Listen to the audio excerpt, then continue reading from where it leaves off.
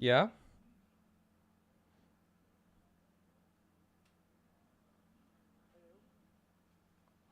Hmm? What's going on? Oh. I think I unmuted myself. Hehe. We're almost there.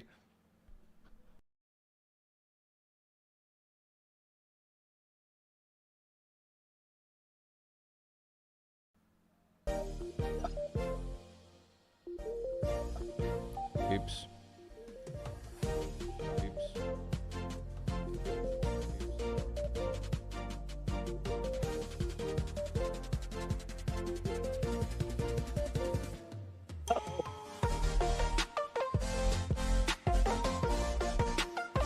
I guess I'm not going to the golf cart.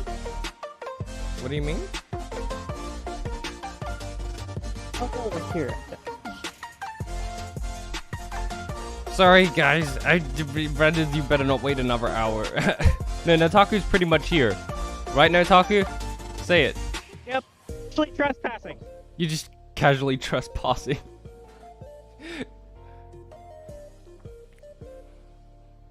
Well, what's going on? Have you set up your computer yet?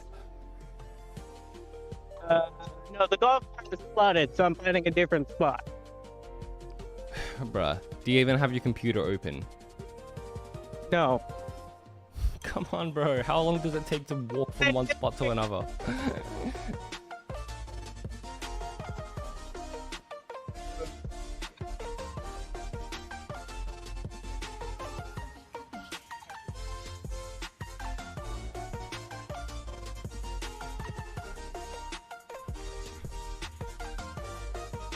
Yep, everyone, this is your chance to get some popcorn or whatever. Just do it. Nataku's probably gonna take another 5 minutes.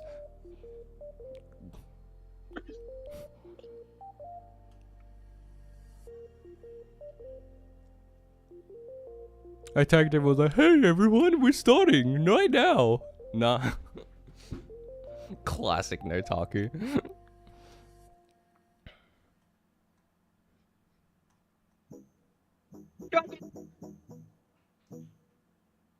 Oh no, it's 1 a.m. for you.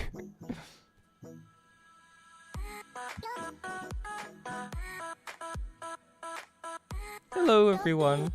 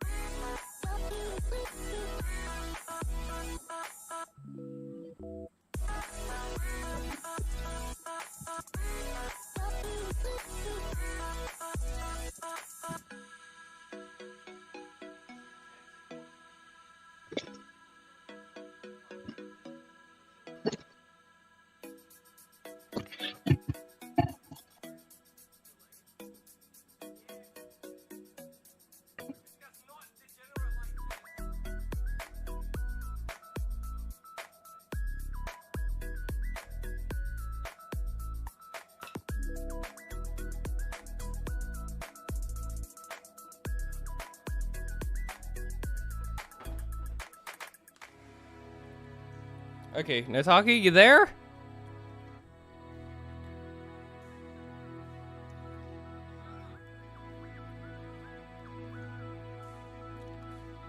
Nataku's dead, guys. He'll be back soon. Whenever he's...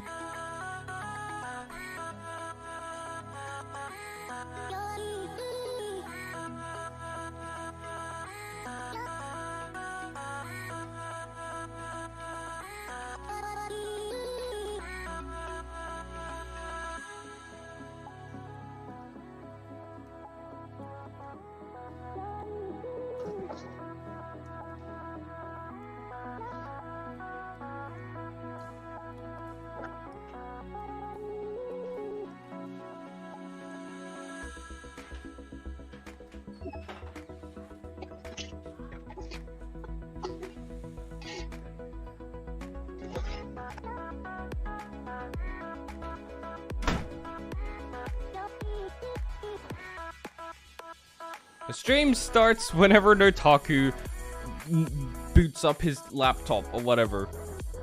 So probably 2 minutes. Nataku, is that you?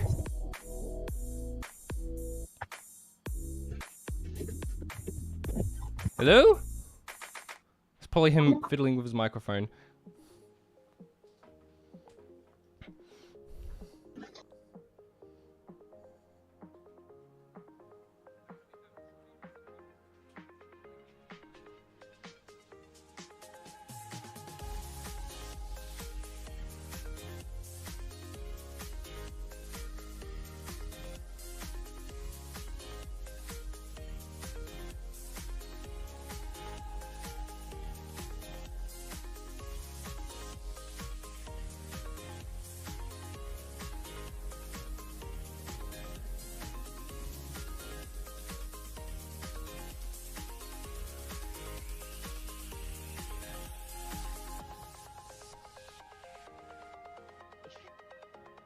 Nataku? See guys, what did I say? Another 5 minutes.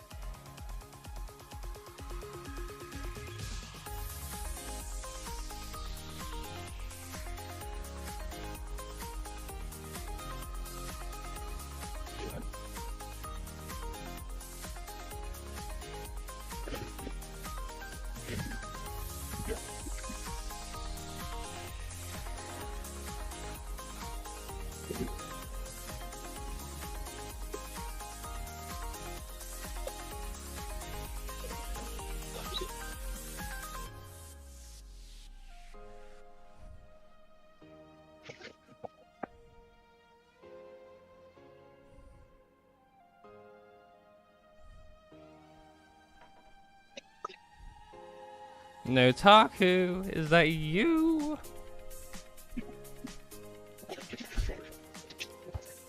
I got Nataku? the microphone ready. Bro, okay, you finally got the microphone ready? I just need to plug it in the computer. How are we able to hear you then? Okay. Sorry guys, I made a mistake when I predicted that it'd take 5 minutes. I should have predicted 10 minutes.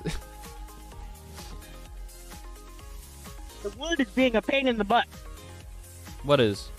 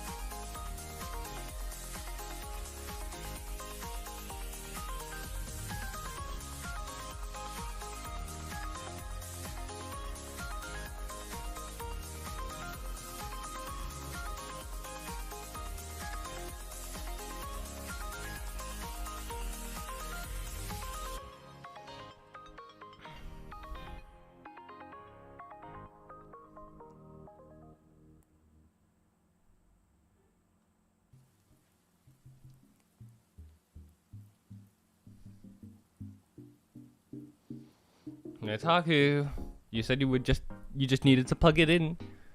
What took you so long to plug it in?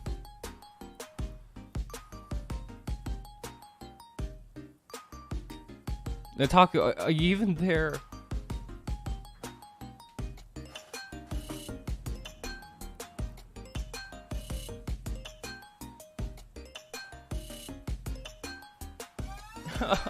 He has it the wrong way around USB.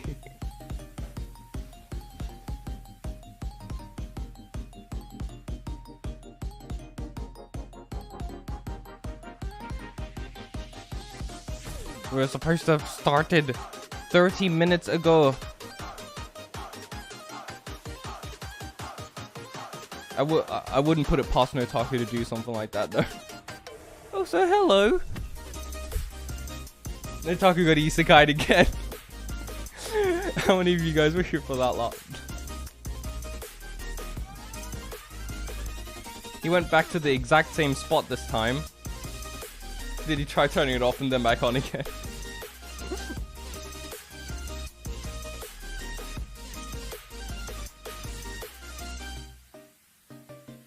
Nataku went back to the exact same location as last time, except this time it isn't raining, so it should be good. God, I swear, if he has internet problems again this time, I am going to be so mad. Maybe it's because of the location.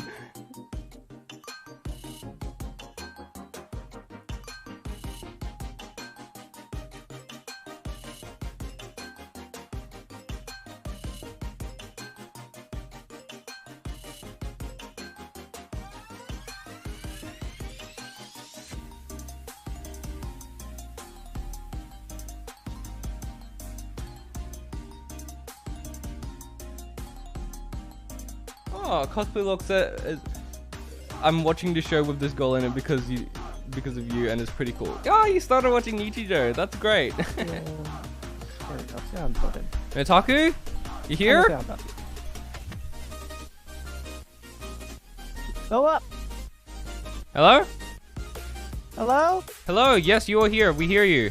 Do you hear us? Hi. Hi, everyone. Yes. Say hi, Nataku. He's here. Is this good? I can switch screens now, right? No, can you hear me good? Yeah, we can hear you. Oh, I can hear you. Good. Everyone, can you hear Nataku? Good. Yeah? Can you hear me good? I can hear you good. What about everyone else? Okay. Everyone. And Nataku must have Mayuri syndrome since his clock never effing works. Oh, sorry.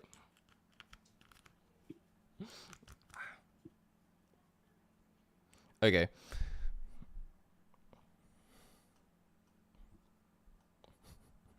Okay, you guys hear him good? You there? Hello. Bro, what happened? I thought you were using a microphone. Hello? Nataku! Are you there? Hello? Yeah. What's going on? Come on. You hear me, right? Yes. Okay, that's better. That's better. There. Okay, are we good to All right. start now, finally? Yes, I think. Okay. Okay. Do you see my screen? Do I need to share my screen? Or do you... I will look at the stream. Okay. Assuming that doesn't break everything. Bro's calling from the fifth realm. One sec. I'll just put on the music while Nataku's doing that. E for Brandon. Brandon talks. No, that's your second channel. What happened to your main one? It just disappeared. It's gone forever. Oh, I unsubscribed and never subscribed again. You did it as a joke, but you just forgot to subscribe back. Yes. All right, there we go. All right, Okay. I think it should be good now.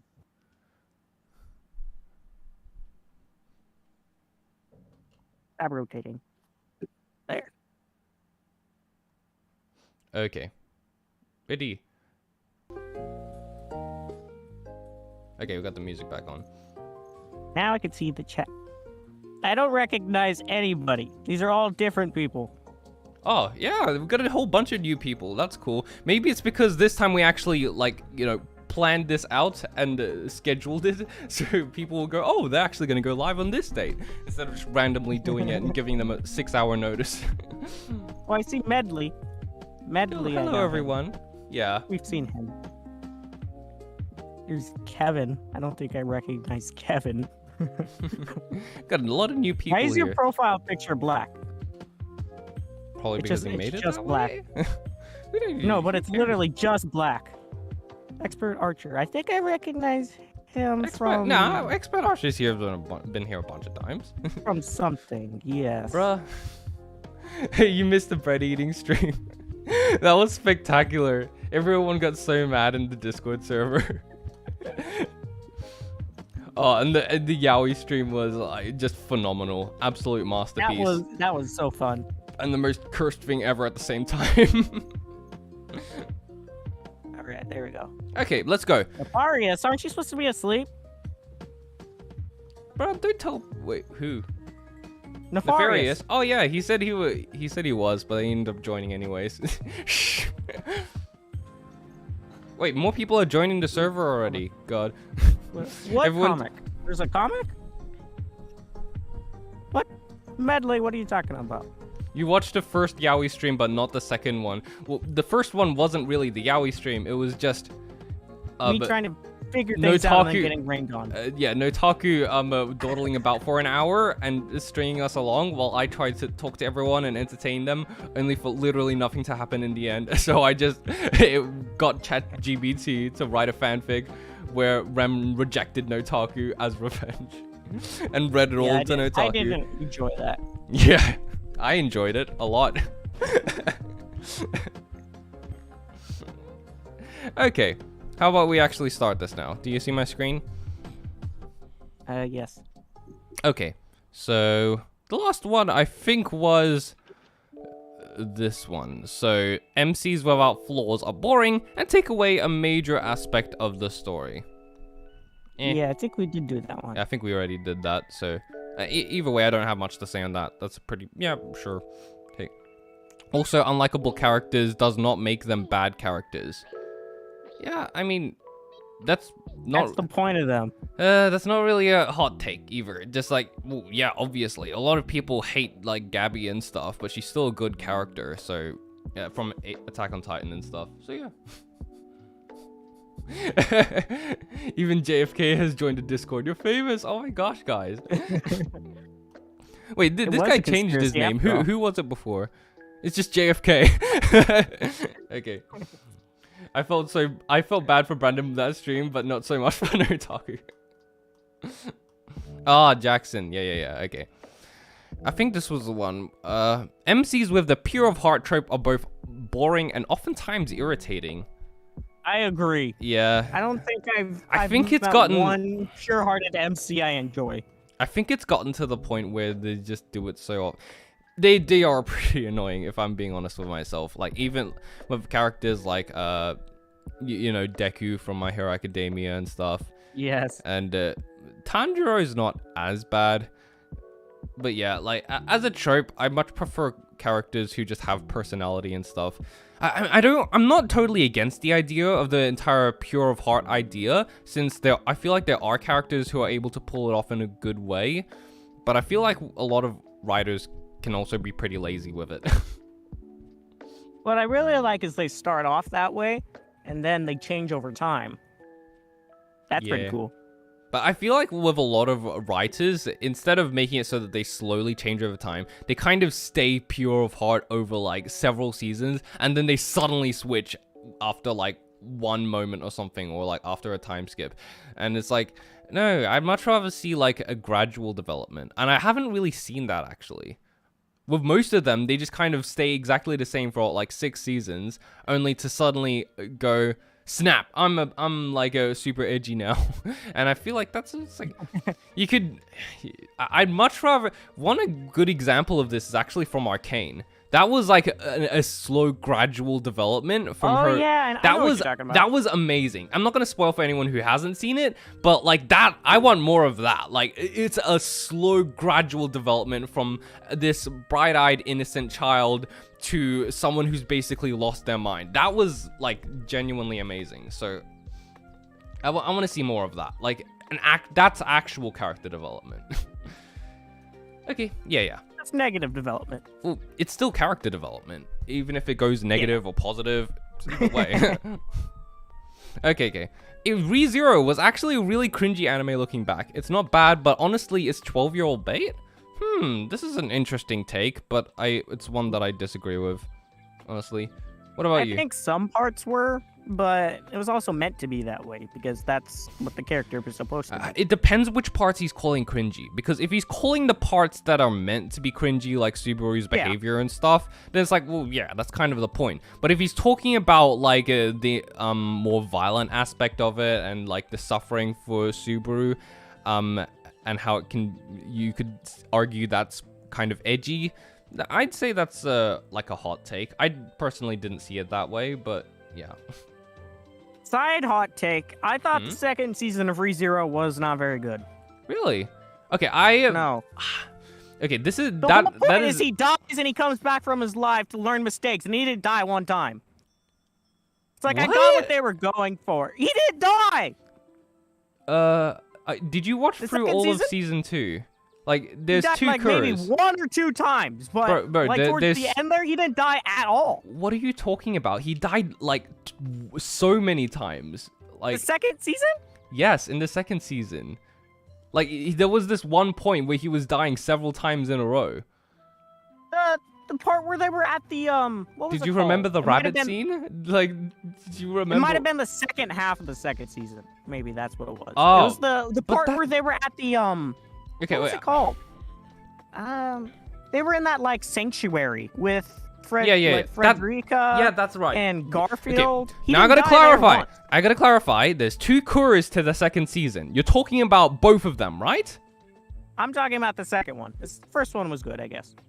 I second one wasn't. actually agree, because there were 2 Kuros to the second season. The first one I loved, but the second one, it just didn't hit the same. But for completely different reasons from what Nataku's bringing up. I actually didn't mind that. I actually didn't mind that he didn't continue dying throughout the second season, because like he already basically did that throughout the first half. So I thought it was a good thing for him to decide, no, my life is worth it, and I'm not gonna keep dying over and over again throughout the second current stuff. And I thought that was good. But the part I didn't really like was just okay. The part I really didn't like was how Amelia's character was developed. I felt like that was more so just them talking rather than actually showing how she changes. They kept saying, "Oh, you've changed so much. Oh, and she doesn't do anything." And the entire time it was so frustrating. You know what I think is funny, Brandon? What? I think the opposite. What? She didn't do crap! Oh, it was actually good. She didn't do anything. Every single time, it felt like it was finally going to focus on Amelia, and she was finally going to do something awesome. It had suddenly switched and moved to another character. During Amelia's entire backstory, during Amelia... She was in the thing. Yes, she was in the thing, but she was just watching stuff. She was watching stuff. She was watching stuff, and then at the end of it, she just made this huge declaration of how it doesn't affect her and all of that. It's just talk! She didn't do anything! You act like not watching past traumatic memories is not doing anything, Brandon. Yes, being able to do but that. I'm just saying that she every time I legitimately felt more sympathy for Betelgeuse than I did for Amelia. It felt like the writer cared way too much about Amelia to actually make her suffer in any meaningful way. Like for Subaru, for Rem, he's like, oh yeah, I can twist them up and make them really suffer. But every single time during Amelia's backstory, they would shield her from everything. Like I was like, oh yeah, this thing's about to suffer. There was only one moment where she actually meaningfully suffered.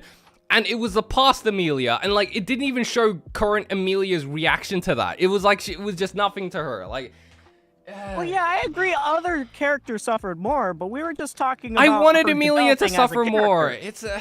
Why'd you want her to suffer? Because that's literally what ReZero does best. It does it with so many other characters, and it makes them suffer in meaningful ways. With Emilia, it was way too... suffer, Brandon. You're right, but that's how... She developed as a character. That's what was important. For me, okay, it didn't really feel like she was actually developing in any meaningful way, though, because she wasn't actually making any decisions. She wasn't actually choosing to do anything. She was just reacting. That's the thing. In order for a character to show that they've actually changed, they need to do something. Not just go, well, it doesn't affect me, and that's it. That's not real meaningful development to me. She did it! She went through back to her past and faced it. Yes, but Okay, she you gotta didn't think do anything as a result. Let's think about it this way, Brandon. Let's think about it this way. So, you were saying Like- she didn't suffer, and that's true. She didn't really suffer that bad, especially considered to all the other characters. But when it comes to a own person's life, their suffering is still traumatic to them, even though they don't suffer nearly as much as other people. Of course. I'm just saying that the So, way they played it up... Okay. I'm Okay. done, Brandon. Sure. Go ahead. So, sure, she didn't suffer nearly as much as other people, but it still was traumatic enough to her as much as the suffering for the other characters. So while no, she didn't suffer as much as them, it was still traumatic to her to the point where she was repressing her memories and acting in a way that completely she rejected her past. She refused to remember it, and because it was so traumatic to her.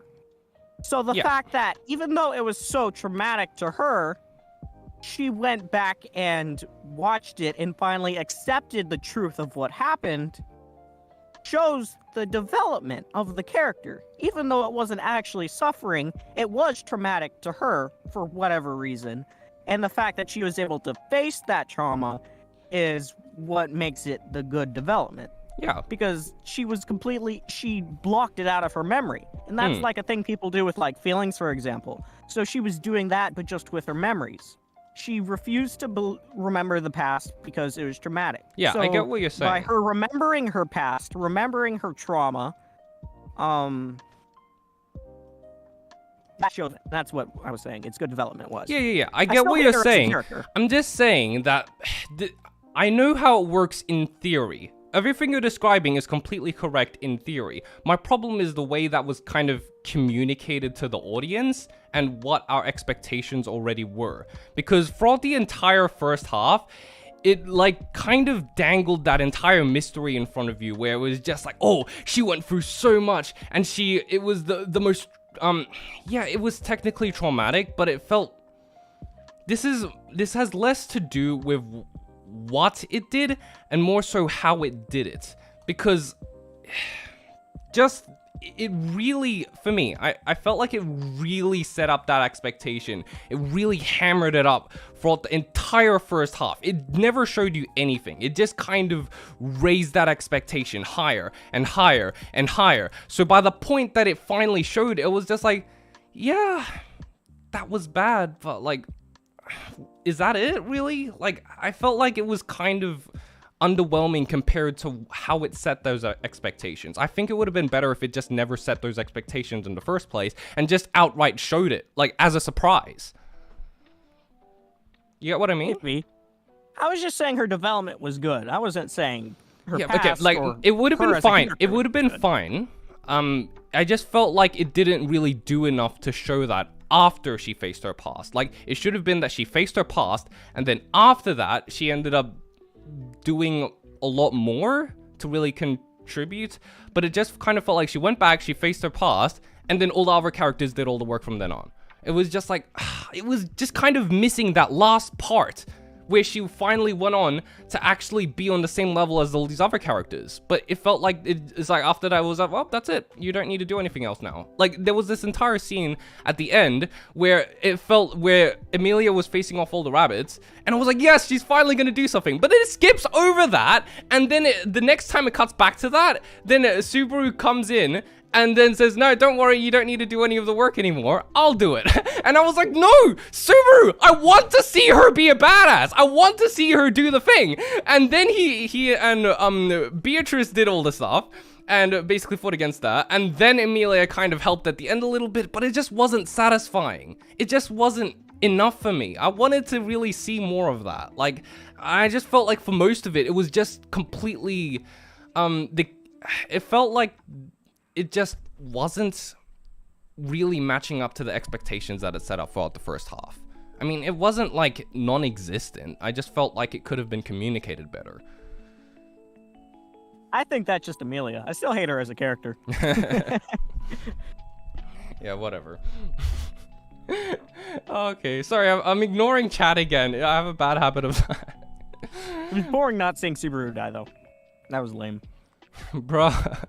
It's like we have the exact opposite opinion on the second half. And also, I just felt like it never quite, I could go on and on about this. I told myself we weren't going to go on tangents, but we ended up doing that anyways.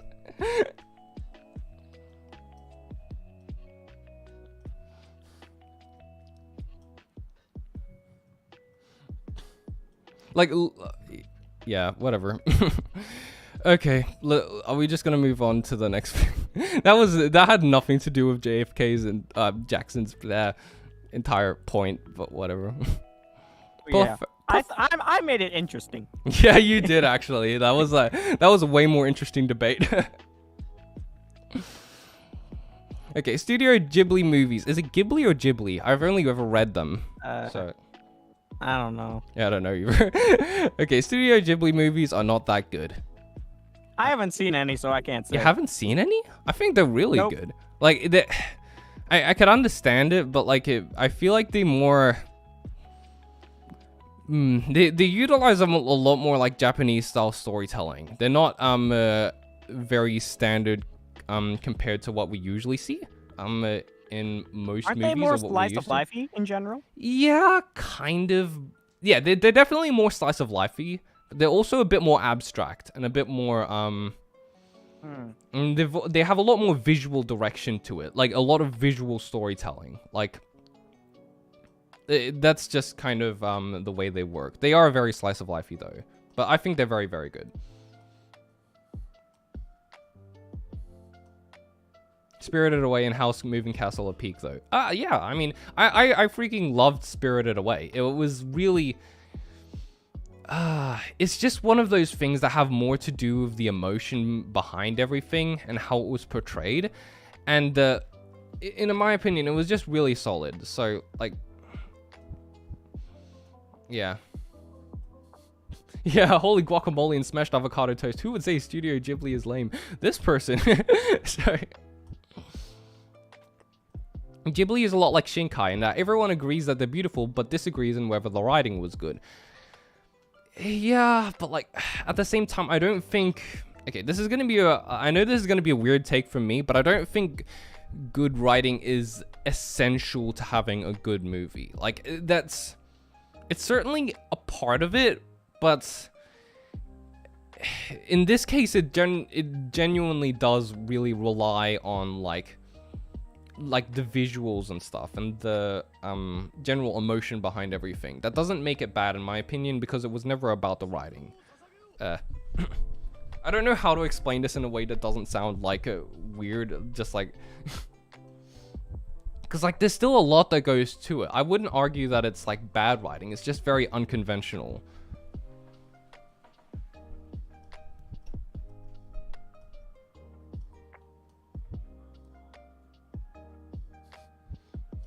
Yeah, movie magic exists. Okay. Let's move on to the next take. Fullmetal Alchemist Brotherhood might actually deserve its spot at the best anime of all time due to its ability to do many things excellently over the course of 64 episodes. However, there are subjectively better anime that are able to do a couple things better than Fullmetal Alchemist Brotherhood. This is... Okay, I haven't seen Fullmetal Alchemist Brotherhood. What about you, Nataku? Nope. Nope, you haven't either. That sounds like a perfectly reasonable take. I don't think this is a hot take at all, so I'm just gonna move on. Okay, Chad says writing is a major to a good movie. Honestly, the best thing about Ghibli movies is the amazing animation that supports the good storytelling. Same with Makoto films. Yeah, I agree with that. And it's pronounced Ghibli, Brandon. I forgot why the OG dude named it that, but it had something weird to do with an American movie or something. Okay.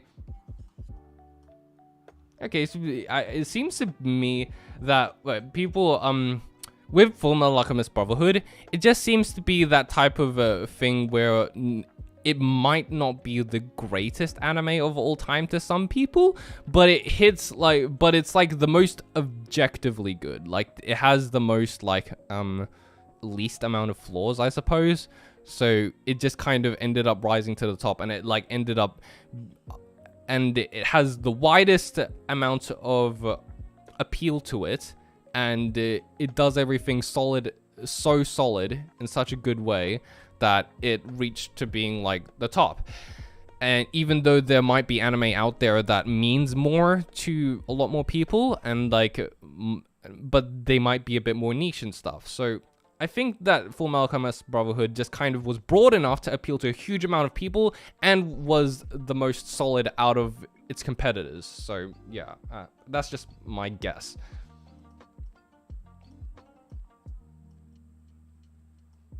Okay. Okay. Nataku's just sitting there like, I don't know. I haven't seen it. I haven't seen it. I don't know. Chainsaw Man OP sucks. Nah, this one I outright disagree with, actually. Wait, you've seen Chainsaw Man. I forget. You I'm forget? Look it up real quick.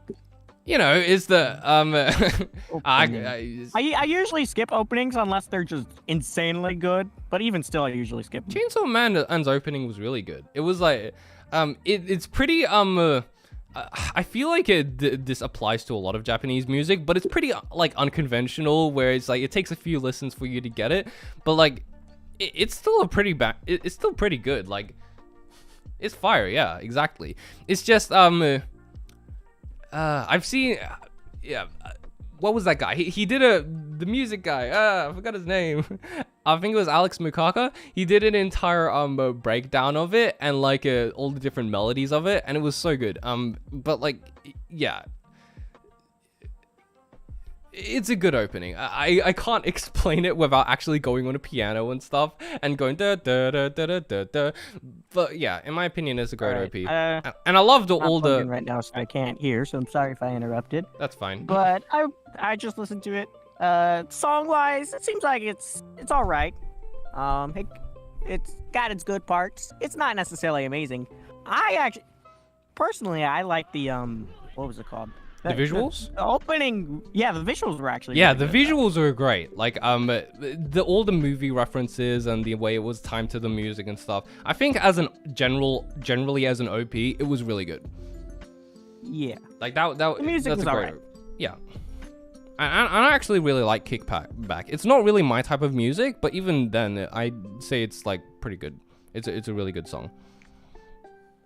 While we're on the subject, though, of Chainsaw I Man. think we should talk yeah. about Chainsaw Man. Nataku finally watched Chainsaw Man. What are you gonna say? All right, so going into it, I wasn't expecting very much. I thought it was just a more shonen-y type one. Yeah. And to a degree, it was, but there was just so much about it I loved. I loved it, man. Denji. I mean, he's Denji. He's the greatest goddamn character ever. It's literally Nataku is literally Denji. He's literally just going, "Oh my god, Brandon, this is me." He literally just texted me to that, and he was just like, "Oh my god, Denji's literally me." I'm like, should I be worried? So during a lot of anime, MCs do a lot of different things, and depending on which, I always put myself in the position. If I was in a position, what would they're I asking think? me what I read the first 30 chapters of the manga, so if I'm not like Nataku's a little bit more ahead than me in the story, but like generally we both kind of have the same around about knowledge, I think. Yeah, you can continue. So I try and put my position in the place of the MCs to see what would I think and what would I do. Yeah. And usually, sometimes I think similar things, but usually not. with this though, I went into it just not expecting very much, but immediately, like anytime he would make his feelings or thoughts known, I was like, hey, wait a second. That's me. Based. And then it just kept happening more and more. Oh my and then god. to the point where, like, he met in the first episode, even before he met Makima, who was the only reason I started watching it in the first place, because I wanted to see her. Before I even met her, he was already like, yeah, he's cool, he's awesome. And then he met Makima, and then from there on, it was just over. Every time he expressed his thoughts or feelings, I absolutely loved it. How he was with Makima was amazing. Okay, now I've got to cut. It's funny how our opinions are almost always the exact opposite. I'm gonna say, objectively, I think Chainsaw Man is a really good. Like, it's really good. But for me, I just didn't particularly vibe with it. Like, I'm reading it, and in my mind, I can say, yes, this is good, and it's well written. But, like, I just don't really get sucked into it. So... And I don't particularly, I don't particularly relate with the main character either, which, yeah, it probably doesn't surprise you at all, but. The dude tries to find a dream. It's like, what do I want to do in life? All the MCs are your stereotypical, like, my family was killed, I want to get revenge. I had a tragic life. And he's just like, I don't really know what to do. I just want to touch. Dude, I just want to feel some boobs. I mean, yeah, for me that makes sense. That was a good subversion, and that was like, it's done really well. It's just one that I don't particularly vibe with. I'm just like, yeah, but I don't always dislike it when they have a strong motivation and reason for doing what they want to do. I like, because like, as me as a person, I already know what my life goal is, so I've already got all that worked out. So like, I don't particularly relate to characters who don't really know what they want to do in life. Which yeah, it depends on the person, really. Like, I probably, like, honestly, because, like, I watched Bocchi, this season, and I honestly don't think Nataku would really enjoy it that much at all, purely because I really related to the main character, and I don't think Nataku really would, so, like, I can just see it now. He'd go, yeah, it was alright. It wasn't really my thing, so, yeah. Oh, and the waifus were great too, man. It was, oh my god. Oh my god. Laura says, I sure as heck don't relate to Denji. Understandable, being an adult female. But it was a really, really well-written story. Yeah, exactly. I bet that I watched Chainsaw Man and think, yes, this is a very well-written story. And I somewhat enjoy watching it. I just don't get fully immersed into it like I do with some other anime, where I'm just like, I'm watching it and it's like, yeah, this is a vibe. With Chainsaw Man, it's more of something that I can appreciate from an artistic point of view, you know? Yeah, even just ignoring the fact how much I like him for a second, I thought the way they did it in the sense of the balance between the actual action and, like, the characters was really good. Because a lot of shows don't have that. They're either no character interactions at all in all action, or all action. And, yeah, I'd say they balanced that really well. Yeah. It like going from, like, you know, the characters and stuff and like the action. I don't think there was ever any time it was like, oh, this action part is just useless to the story or anything like that. Nah, it was objectively, it did everything just really, really well. I just didn't personally vibe with it, you know? And that doesn't really have to be the case with everyone, because, like, not every show is going to be, like, gonna be able to appeal to everyone, and that's fine. Like, that's just what shows are all about, you know? Yes. I still respect it. Okay, let's move on. Oh, here we go. Flat, more so than medium, more so than large. I think we already know what he's talking about. Let's not dawdle on this for too long. This is one of the most important questions, though, Brandon. You don't understand. I'm not that type of person, okay, Nataku? Now, yeah, base take. I might just switch medium and flat, but aside from that, base take. Like, I just, like, that's, yeah. Bad take. Nah, Nataku, yeah, I'm not getting into Bad this. I'm not song. going to go into all the reasons. I'm just going to say that this is a base take. Wrong. Stupid take, stupid take. Okay. Baron says, people seriously need to, oh wait, now we're getting into not safe for work questions. Nataku asked for it ages ago, and only now are people actually doing it here. Took long enough. People seriously need to learn the difference between lewd, ecchi, hentai, and smut. Is there that much of a difference between them? Like, I just say that... There's a big difference. Yeah, obviously. I think it's that important, the differences. Yeah, I don't think it's that important. Lewd is obviously just, like, more blanket term. Ecchi is more so, you know, going across the edge, but, like, not actually showing anything explicit just yet. Hentai is, you know, hentai. What's the difference between hentai and smut, though? I don't know what the difference between those two was are. a fiction thing, like a like a fanfic thing. Yeah. Okay. Yeah, that's what I thought, but okay. Brandon Hughes says, "I'll never get the point of ecchi. Just watch hentai if you want sexualized anime." I could talk about that for hours. Please don't.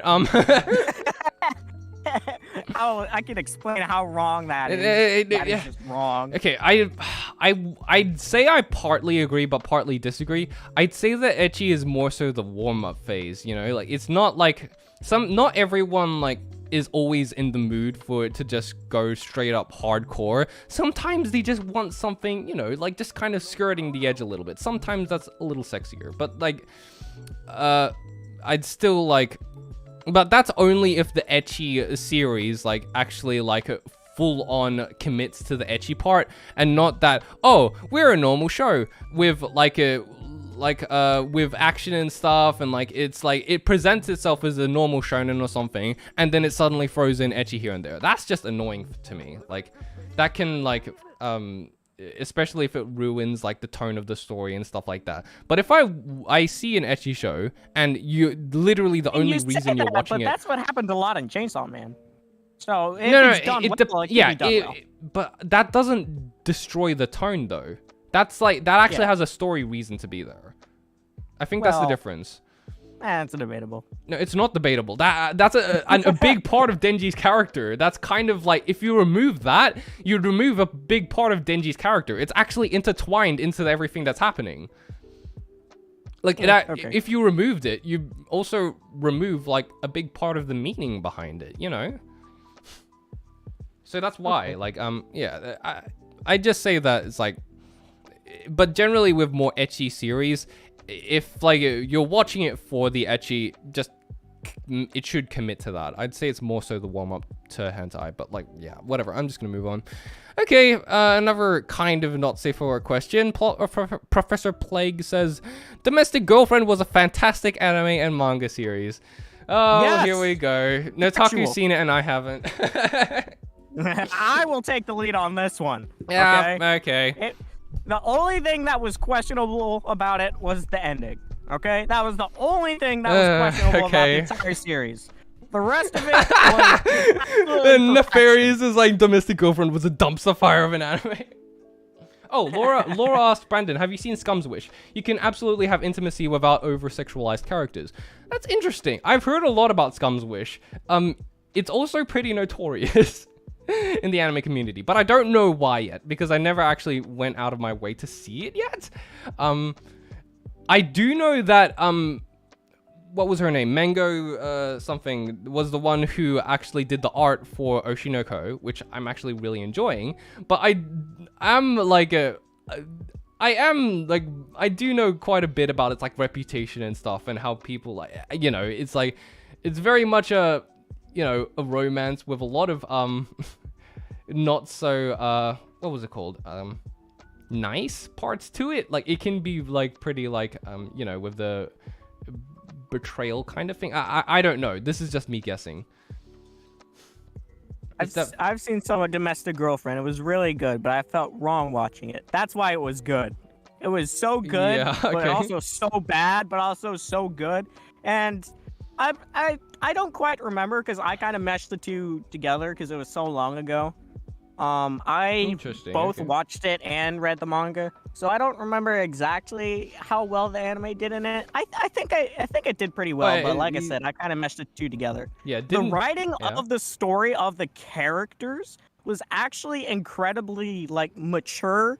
Even though it was a completely like batshit crazy situation, the writing of all the characters and their thoughts and feelings about all the different things that happened was incredibly mature, made a lot of sense, and overall was just incredibly good. It was, in the end of the day, it was a character drama. So what it was is it was just a weird situation with real characters. She wrote the characters like they would be real people. Yeah, They well, felt like now real I gotta people. ask though, because like, why is it that Domestic Girlfriend in particular is so infamous when there's plenty of other series that like go the entire incest angle? I think it's a combination of it being taboo and it just being also good probably because Oh, so there because are like other because the incest other ones, but because like they're just plain out trashy. incest. They don't have Yeah. anything good about it. So really, basically, it's there's kind no of like reason how for it to be Domestic popular. Girlfriend actually like. I guess it's kind of the. Yeah. I see what you mean. From what it sounds like, this is just me guessing because I obviously haven't seen it, but it's kind of similar to the Mushoku Tensei situation, where you've got this entire situation of this character doing morally like wrong things, but like because it also takes itself more seriously with a different kind of tone, it kind of went to a different audience that would.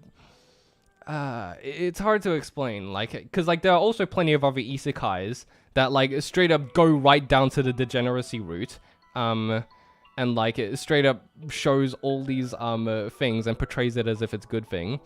But with Mushoku Tensei, it's a little bit different, where it's like it's just different, and like people kind of get a bit more controversial over it. Obviously not exactly the same thing, but like, yeah, that's kind of what this conversation reminds me of. Yeah, the reason why it was infamous was just because it was more taboo and questionable. If it was written like a more normal romance and it was just the characters were a bit different, so it wasn't taboo, so it it would like be a really well-regarded romance. Okay, so it's if it like wasn't. so it's like the series itself like kind of really shows to you how taboo this entire situation is and makes you uncomfortable with that. Is that what it is? No, With that not information? really, because it's not really that taboo. I mean, it is a little bit, but once you get past that, Like it just feels more taboo rather than than it like just completely ignoring the entire situation, you mean? Is that what it is? No, not quite. What it is people are just so quick to judge taboo things. They didn't really give it a chance and couldn't see past it. Okay, from like the initial but- premise and stuff. Yeah. And okay. it was really crazy, but the series was just crazy in general. But if it was written not taboo, which it could have been, it just would have been regarded as a really well-written story because the characters were really well-written. So basically, The if thing that you made it remove the interesting, entire though, extra interesting, was it was really real-written characters, which a lot of people have done, but put in a taboo situation. That's what gave it an extra twist. So it made it even better, kind of thing. But that's also what made it infamous. Okay, Tira's asking, do you like incest anime, Brandon? No, I don't think I've actually seen any. Like, I don't think I've seen any. Have there? Nah, just straight up, I've never bothered to check any out. I don't plan to, really. Oni AI was pretty good. You've watched that? Didn't that just start airing? Yeah. That's like the No, that's like the gender bender anime, isn't it? Like, I think you're thinking of something else. No. No? There was an Okay, older that's a one. It's different called one. Oni AI. It wasn't very popular. I mean, it wasn't really good, but it was stupid, so I liked it. Okay. Anyways, okay. Yeah. Okay. Moral of the I think story: we go talked watch about it. Domestic Girlfriend. It's really good. I'll probably check it out at some point. Now I also gotta ask, what's Laura brought this up before, but what is Scum's Wish like? Because I haven't actually I just kind of know that it has a kind of controversial reputation where you know, it's very I don't know how to explain I it. didn't actually watch it. I watched the Scum's first Wish. couple episodes, but I stopped, and I'm trying to remember why. I originally watched it because You it was started watching it. recommended. Yeah, I watched a couple episodes. but I stopped, and I don't remember why I stopped. Yeah. So yeah. Ooh, Laura's also bringing up. They're also talking about in chat. Monogatari. I need to see that as well. It seems like a pretty out there anime, like very like interesting and like non-conventional. I'm pretty sure the author who wrote it specifically so that it couldn't be adapted into an anime, and they adapted it into an anime anyway, and it was actually good. So that seems pretty crazy to me, like that entire situation. So I gotta check it out at some point. Anyways, okay. Coincidentally, good characters aren't always likable, Akurad says. I mean, yeah, we already kind of went through that, but yeah, good characters... Yep.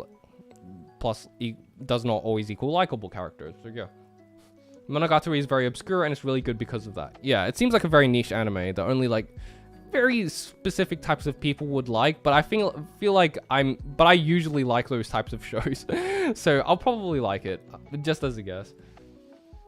Scum's Wish is all about coming into young adulthood and all the baggage it entails: depression, sex, betrayal, sex, and just sex. Okay, yeah, that does seem very similar to what, like, yeah, kind of like a more realistic portrayal of how this could go wrong, I suppose. That's what it sounds like.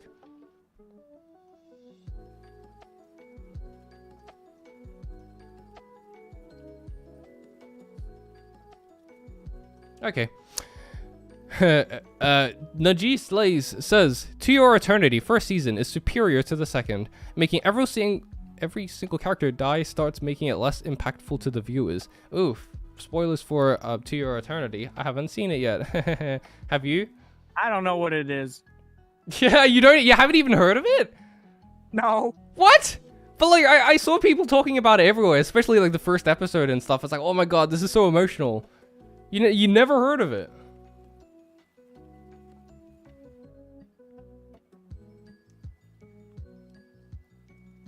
Bruh, okay. Okay, I'm pretty sure it was written by the same person who wrote A Silent Voice, though, so... Nope. Hello? You cutting off? You there, Nataku? I was waiting for him to respond, and he just didn't. Hello? You're back. Oh, I broke it. Yeah, you broke it. You back now? Hello? Hello? You're here. I can hear you. Can you hear me? Bruh! Ah! Oh, wait, no, he's back. I thought he was going to disappear for another 15 minutes. Like last time. Okay, so Tatsumi Galaxy and Heion no, sorry, I can't pronounce all that. Are way more out there than Monogatari. Okay, so it's not actually as out there as I expected. Yeah, hello, Nataku. Can you hear me? I'm back. Yeah, you're back. Okay, you hear me now? Yep. We could hear you the entire time. You just like, I don't think you heard us. Yeah. Oh, sorry. That's okay. Nataku's now asking for more You're just trying to say a point, and I'm just going, hello? Huh? No, I was like, Nataku, are you there? We can hear you. And you were just like, huh? Okay. Sounded like an idiot. It's fine. Okay. Incest and mommy/daddy kings are cringe and have forever ruined many normal titles such as Stepsister. Fuck you! You are wrong. Ban him. What is his name? I feel like that's kind of I feel like that's kind of the fault of people who just watch too much anime. For normal people, they just think stepsister and they just think of a stepsister. But then again, I feel like even if you don't watch anime, I feel like even regular porn has kind of ruined that. So I don't know. It depends on how much of a dirty mind you have and how often you think of that. I don't. Save his name, chat. Yeah, pornography did that too, so yeah, it's not necessarily anime's fault. Okay, we already kind of went through this take. Nataku, you don't need to go through it again. Season 1 of SAO is actually good, DJ3A3 says. Yeah, I think Nataku agrees with that. I haven't seen it, so I can't say anything. Well, I thought all of it was good except GGO. That was stupid. Okay. Honestly, You don't know what that is. I'd probably watch it and just think, yeah, this is mid. Personally, the good parts were the first half of the first season, which is when they were actually in SAO, and the Alicization arc, which was the last 2 seasons. The Alicization was really Oh, good. so you actually caught up with it? Yes. Oh, Watched okay, all of it. cool. I feel like a lot of people watched the first season and then just never bothered with the rest of it, but I don't know. Because the second half of the first season and then all of the second season were not very good. Oh yeah, They were background. okay. Wait, everyone's pointing out how the background music was perfectly timed. It seems to do that a lot. Like, especially for like several streams in a row now, we'd be like, oh, we're gonna talk about this thing, and then the background music switches to that exact thing. It's literally playing the SAO intro right now. Oh, it is? It is. Da da da da da da. Dude, SAO songs are really good though. Yeah, No I'll matter what admit your the OP opinion is a banger. in the series is, you have to admit all the songs, well, not all the songs, most of the songs are really good. You cannot deny that. I've only heard the first opening, but I'll admit that's a great opening. And I'm pretty sure the production value is pretty good as well. It's just like, you know, the writing that most people tend to disagree on. So whatever, it's fine. Yeah, the MC aka Kirito, aka Kirito, literally says, fuck it, I'm a computer engineer, and recodes his virtual daughter back into existence for like no reason. I heard a lot about that. That seems like when everyone talks about SAO and like the peak of its stupidity, everyone seems to point towards that. So There's yeah. a lot of things they can. Yeah. I'd probably tear SAO apart, honestly. Like, I'm not I saying just, it wasn't stupid. it's probably was one good, of those though. things It that was are just stupid. It's probably one of those things that'd be entertaining, but like you could just pick apart so many flaws. I'm guessing. Yeah, that's what it is. Yeah. Okay. It's really good. It's Depends a on lot what of you like. flaws, and it's Except really I probably stupid. wouldn't like it because I'm not into the entire isekai idea or the harems and the you know, the surrounded by cute girls and stuff, like, and like the entire like, I don't know, wish fulfillment part of it, I guess, that a lot of people really liked. Some people really like that, but for me, I don't really want wish fulfillment necessarily in an anime. So out I'd of probably all just the be original girls, Lisbeth was the best. Fight me. Okay. It just says nothing. It's like, I don't know. And then, of course, You Alice say, was okay, actually I the wouldn't best. say She came SAO is an later. isekai. That is a good point. SAO technically isn't an isekai, but it did Unless it's Alice kind of that was an isekai. it did kind of technically start the boom though, because like it shares a lot in common with isekai, and it has and conceptually and with a lot of the tropes, it did kind of like play a big part in all of that. So even though it's technically not an isekai, and like it's still very much, because isekai has kind of gotten to a point where it's not really about whether you actually got transported to another world, because there are plenty of other animes that have done that but don't feel like isekais, like Spirited Away or something. But like Sword Art Online has more in common with that. So I define isekai less as its, you know, technical term, and more of its cultural impact and what people know it by, you know? Like, I feel like that's kind of the first thing that people think of when it comes to isekai. Not necessarily the transported to another world part, but more so like the tropes and like how it kind of, everything kind of meshes together as a collective.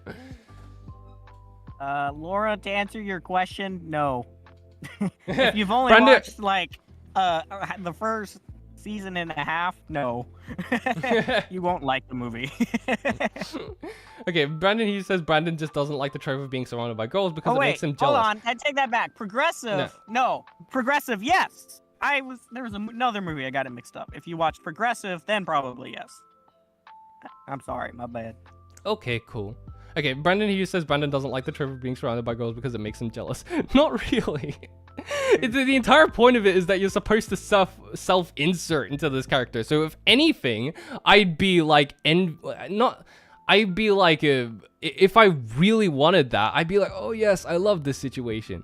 But nah, I'm just not really. I just want one good girl. That's it. I don't want multiple. Like that's. I don't like having. I don't like the concept of harems. Honestly, I just rather just get it right with one good girl that I like, and have good romance between them. That's it. That's all I want. Like that's all I want out of a romance. The harem thing just kind of I don't like it. I'm not particularly interested in it. Alice is best girl. Don't know what any of this means. Hey, Brendan She's might be a a robot. degenerate, but he's the gentleman degenerate. Yay! I don't know if that makes it sound worse or better, but whatever.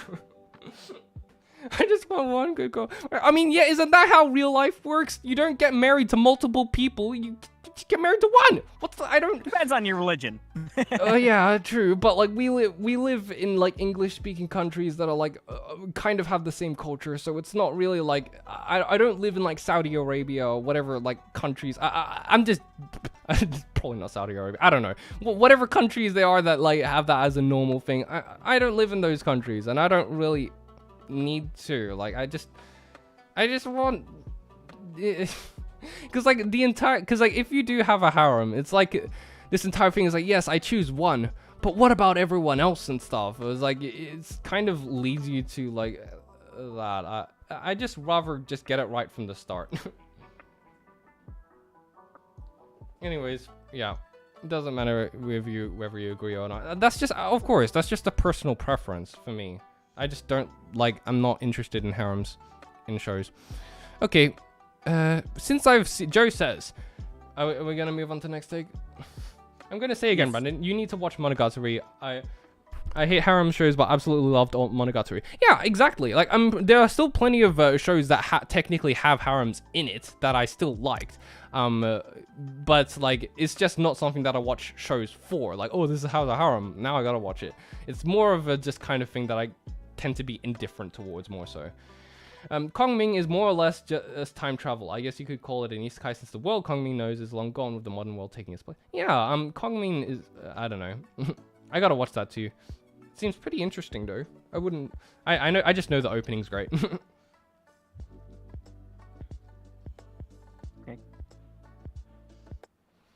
Yeah, okay. Joe says, since I've seen this float around, I'll add to this one too, since it's seemingly a hot take surprisingly. Dragon Ball is not just good because of nostalgia. Dragon Ball and Dragon Ball Z have some amazing and well-written arcs, although not perfect, that have great characterization and development for the cast. If not for this, the show would have been nowhere near as popular, considering a lot of the most iconic moments are fueled by the emotional weights of them as well. Vegeta's final explosion, Youthful, SSJ, etc.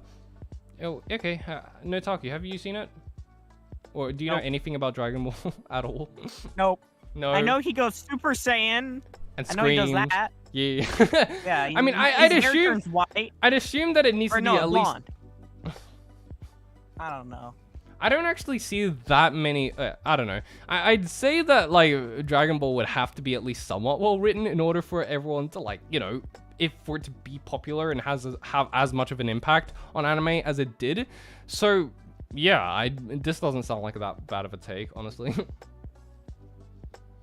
Monogatari is absolutely a harem. The girls literally refer to themselves as the Anuragi harem.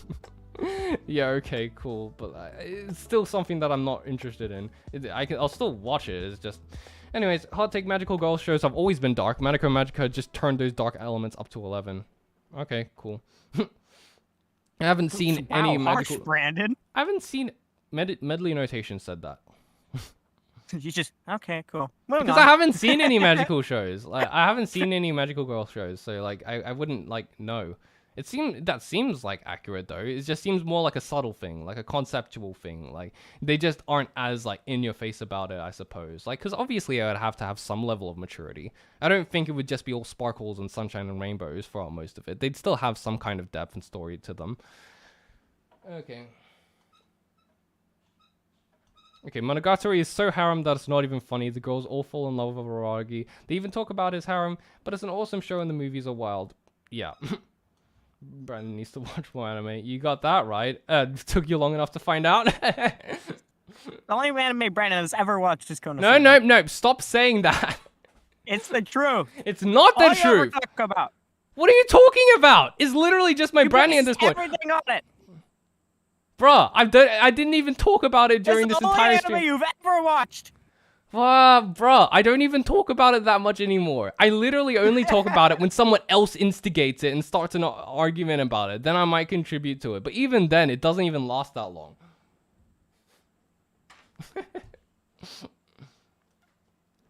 Okay. What is your take on Mushoku Tensei? Just watch my video. I already talked about everything. Wow, okay. What? I'm not gonna go into all that now. I'm sorry. I mean, I thought it was good. No, he hasn't watched Konosuba. He only watches Steins Gate. Yeah. Hot take: Monogatari is overrated and only popular because of Harem. That I haven't even seen it yet, and I already disagree with it. Like, cause I already. Wow. Okay. What? It's like I don't really see that many people talk about Monogatari because of the Harem. I always see people talk. Whatever. Viewer, hey, what's your opinion on Konosuba? Just Wonder. huh. Brandon watched Brandon Tokyo. starts talking copy pasta. Oh yeah, just start create an entire copy pasta over it. Okay. I'd actually be more impressed if people actually tried to watch Monogatari just for the harem and actually going through all of it. Yeah, that sounds more impressive actually. Generally, the people who watch Monogatari, generally the people who watch harems, more so watch harems like they more so like would be attracted by turn your brain off style shows that you don't need to think about a lot. I feel like Monogatari is kind of the opposite of that because it requires a lot of your attention to be able to like keep track of everything that's happening. All right, Brandon, my phone's gonna die, so I'll be back in a bit. Wait, what? Your phone's gonna die? I thought you were using your microphone. Like, well, I on your gotta use my laptop. microphone for a hotspot for my computer so I could use the microphone. Okay. It's very Jimmy rigged. Okay. Whatever. I'm just gonna continue talking about these takes without you. Sorry. I really gotta finish all of this because this. I'll be back. Okay. And I can also just talk to chat. See you, Nataku. Okay. Monogatari cinematography is amazing. Yeah, it does seem pretty amazing.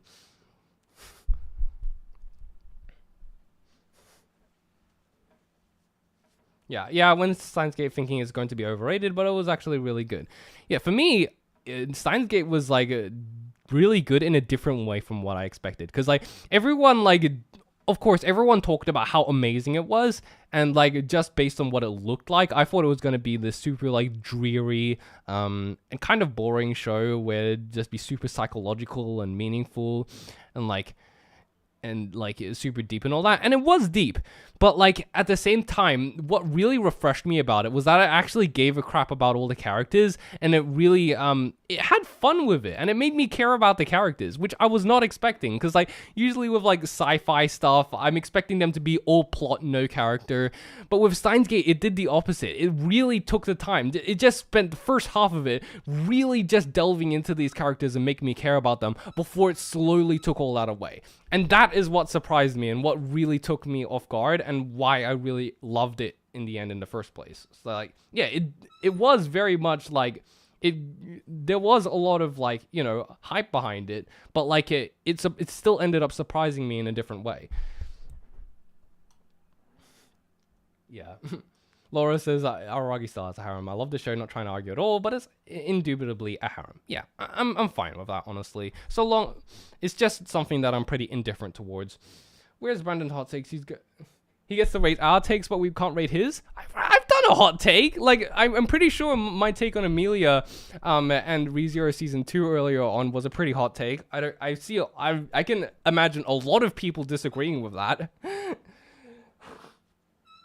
I couldn't get past episode 2 of Steins Gate. I got so bored. Yeah, I can understand that. I'm not going to go into depth about it because I've already like stated it so many times before. But yeah, I'd say it's worth watching all the way through still. Don't let him bring up random again. Too late! You already brought it up and Nataku's not here to stop me. Let's go. Brandon's special boss video was controversial enough to never need another hot take video from him. Hey, I'm doing the tier list video. I'm doing a tier list stream tomorrow, so I'm gonna rectify that. I'm gonna fix that. No, we've rammed that joke into the ground. Okay. Okay.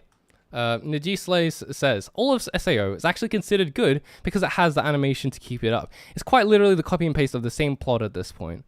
Really? I mean, it doesn't seem like SAO... whatever. I can't say anything because I haven't seen it. I don't understand why people like Dragon Ball. They spend 3 episodes in one single fight. Whatever. Okay, someone... Okay, someone needs to do an art of Rem calling Nataku mid. I really want to see that. That would be absolute gold. I think someone's still gonna do that, but no guarantee. I'm just like, but like, if someone was to do that, I'm definitely gonna show that to everyone on stream. Okay, Brandon, you changed your mind about Amelia being best girl yet? When did I say that she's best girl? I'm pretty sure I didn't say that. But like, it was more so that like. It was more so that, like, Amelia didn't get any better when I was hoping that she would get better. And when she just kind of stayed the same. What is an anime that you thought was going to be mid but turned out to be really enjoyable after watching? For me, it would be Girls on Panzer, A Place for the Universe, Haruhi Suzumiya, etc. Cool, okay. Well, let me see. Is that tier list that's only open to those that do the social? No, I'm going to, okay, I already, it was mostly so that I'd get a bit more, okay. I'm probably still going to add the people, the waifus and husbandos people already submitted under the community post anyways, even though I said I wasn't. But yeah, Twitter's the main one still, but yeah, like, if you want to submit one under the community post, go ahead, that's fine. As for the anime any anime that I thought was going to be mid, but actually was like super great, I think that actually, let me look at my anime list real quick.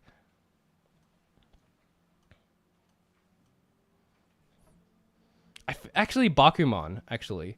Like, Bakuman I thought was going to be, like, pretty uninteresting for the most part, since it's mostly just about writing. But it actually was super entertaining. I loved that. Like, it was just such an addictive series, Bakuman. And, like, I could just, like... I wish more people had seen it so I could talk about it more. But, yeah, it's such a great series. It's just, like... It's like, oh, right, a manga about writing manga? What's so interesting about that? Nah, it was super interesting. So I'd say that.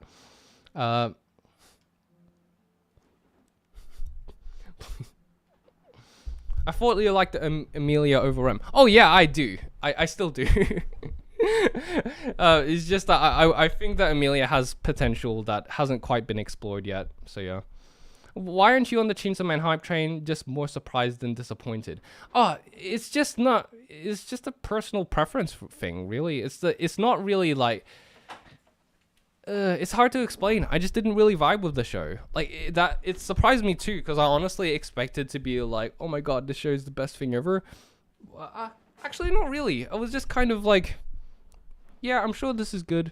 And I can talk about why it's good. But, it's, yeah, from a personal enjoyment level, it's just, yeah, it's good. Haruhi Suzumiya was mid, the ending sucked, but Girls on Panzer and A Place Forever in the Universe was awesome. Okay, that's an interesting take. I still need to watch Haruhi Suzumiya.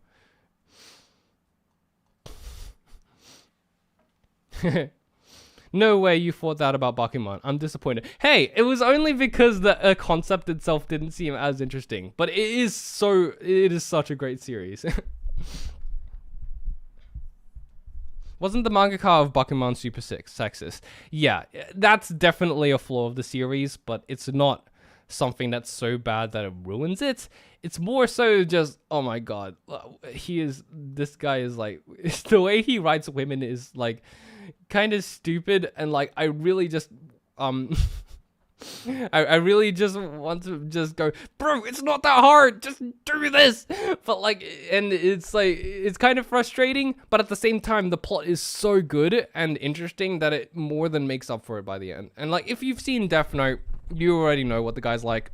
And honestly, like, yeah, it's a bit better than Death Note, in regards to writing women, but not by much. But it's still a super great series. Okay.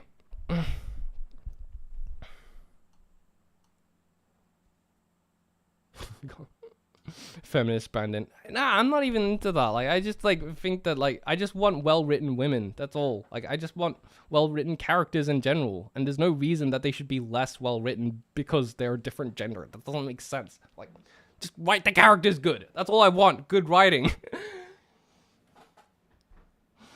Like, I'll probably I think I'm actually gonna talk about Bakuman for a little bit in an upcoming video. So like, I'll talk about it more in depth then. But yeah. Okay, see you, Nefarious. I'm honestly surprised you stay up for this long, but thank you for joining. Okay. Jameson says, Battle Shonen... Oh, wait. The music stopped. Why? Don't do that.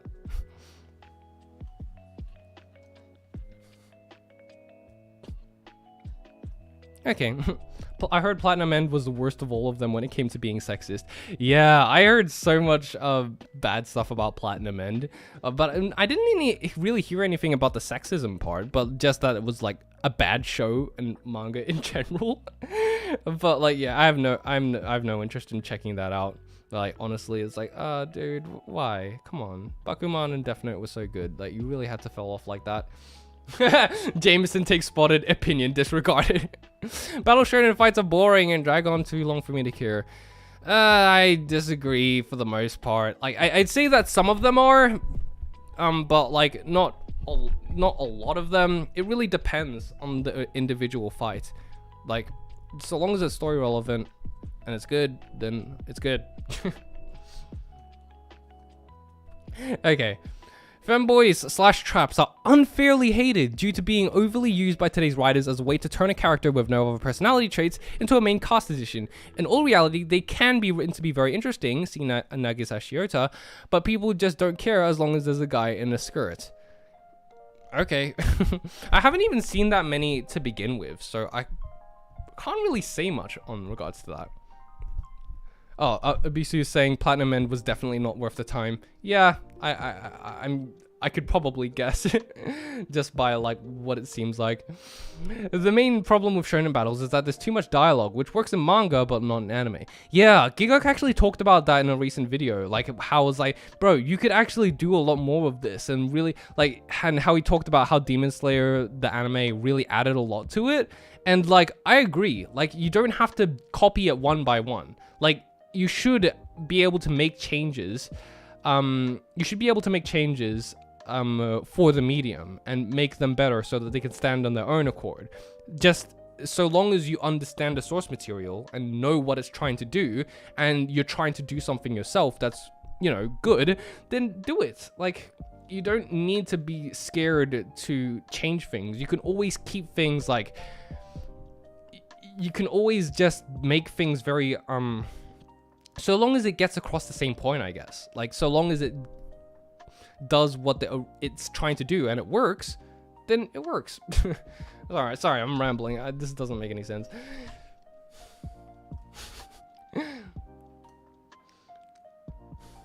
Yeah.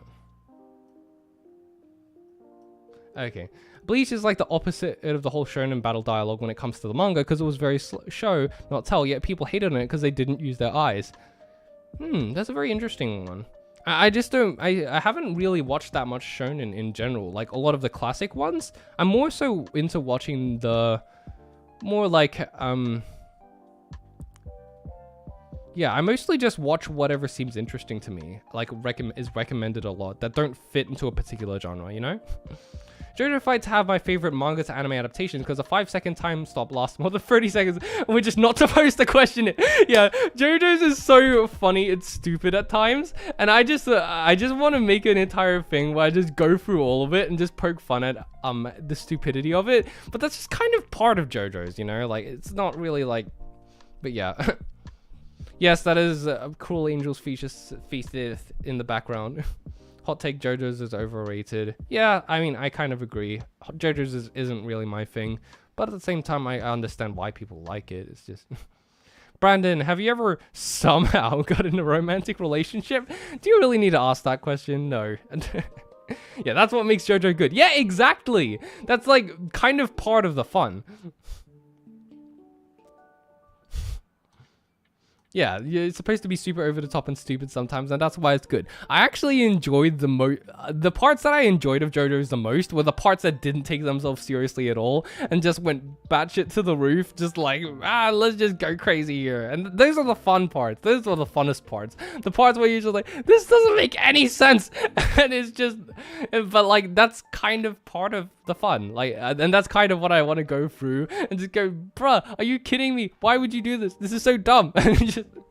Just kind of as a joke, like obviously not as an actual criticism, since that's dumb. But yeah, this take. Oh god, did I just not acknowledge this take?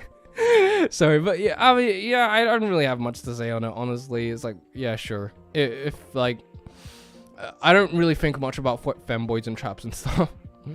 JoJo's part 3 isn't really that good. Literally everything is filler until Dio. Yeah, it does drag a lot, honestly. It like I really wanted that part to be a bit more concise and get to the point a lot more. It was definitely a more monster of the week type formats, but like it did go on for a long time. If it's called JoJo's Bizarre Adventure. If it's not wacky, I'm being clickbaited. Exactly. It's kind of part of the fun. I love JoJo purely for the reason that a lot of shit made no sense. Yeah, exactly. I mean, that's kind of fun.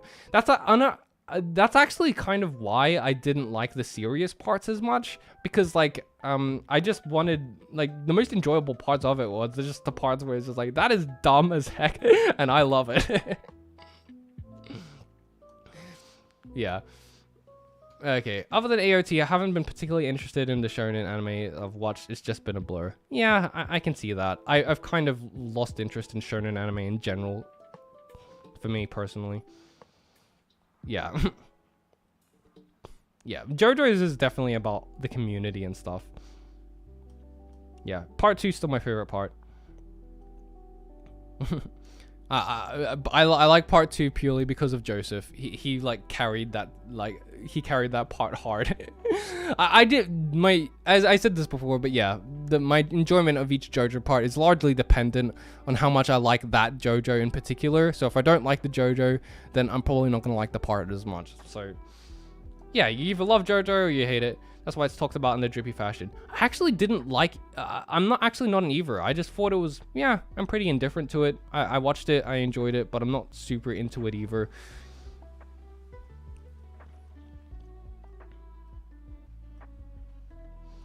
Yeah.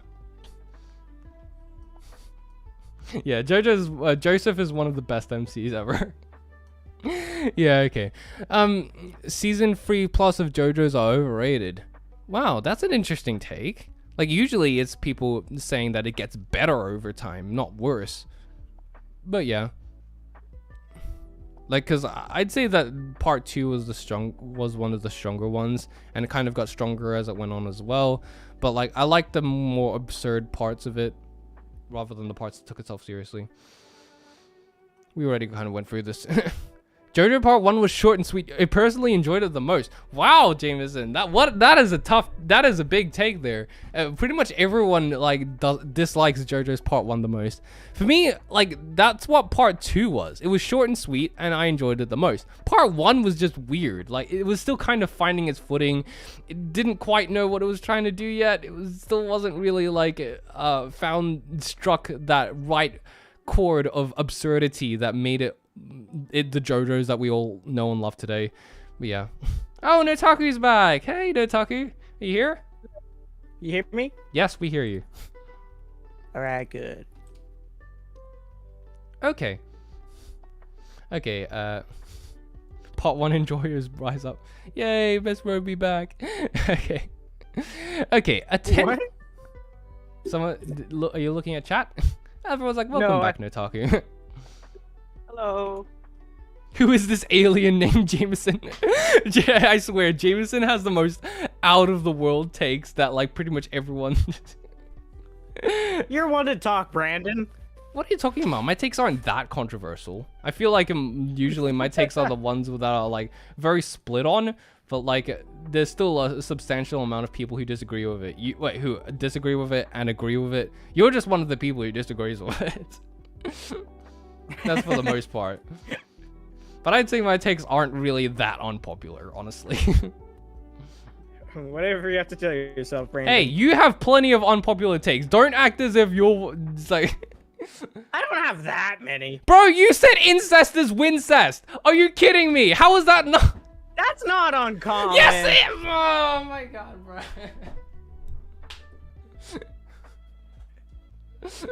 Make a poll right now.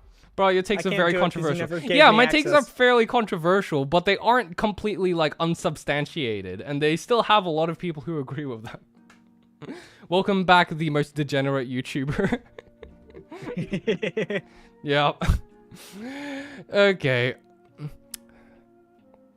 A 10 out of 10. Okay, All Organic Ferret says a 10 out of 10 anime is a better format than that a 10 out of 10 anime than a 10 out of 10 source, but a 5 out of 10 manga is a better format to enjoy than a 5 out of 10 adaptation. What does I don't even know what the heck that means. Yeah, I don't understand what that means fully. Is that... My brain hurts.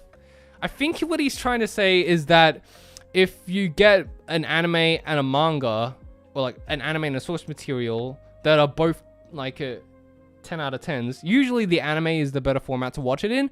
But if you get a series that is mid, then in both the anime and the manga, usually it's best to read the manga in that sense, which I think makes sense.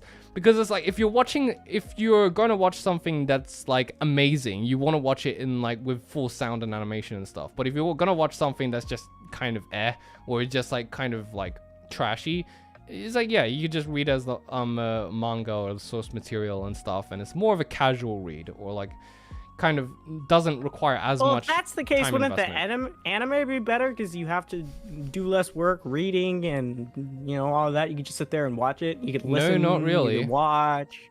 I can't do that.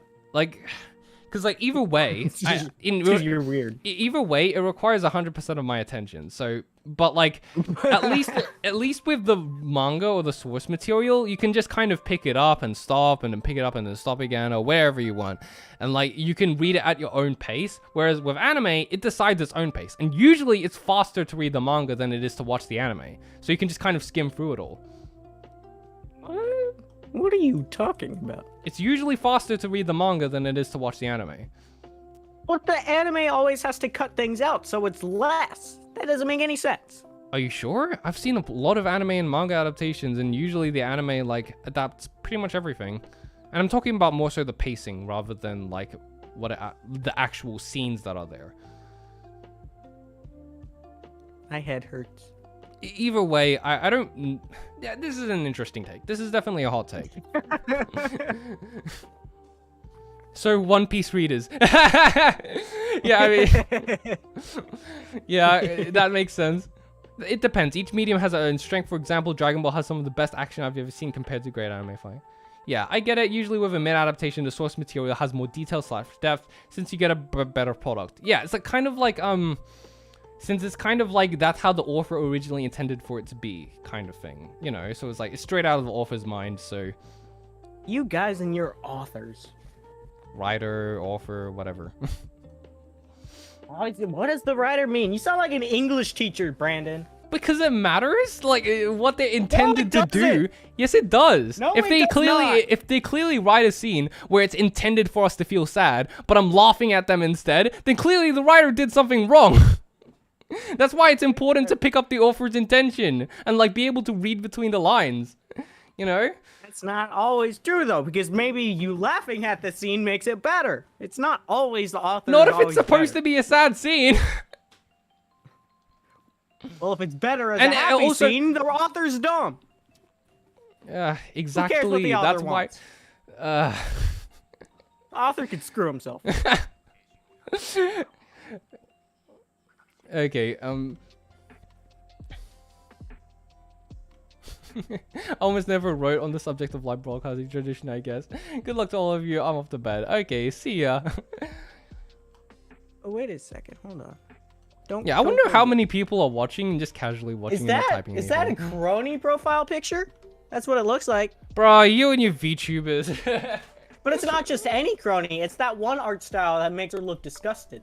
I like that art style. They make really good ones. I don't know who it is. Okay. Are we gonna move on to the takes now? I actually intend to finish these. Okay.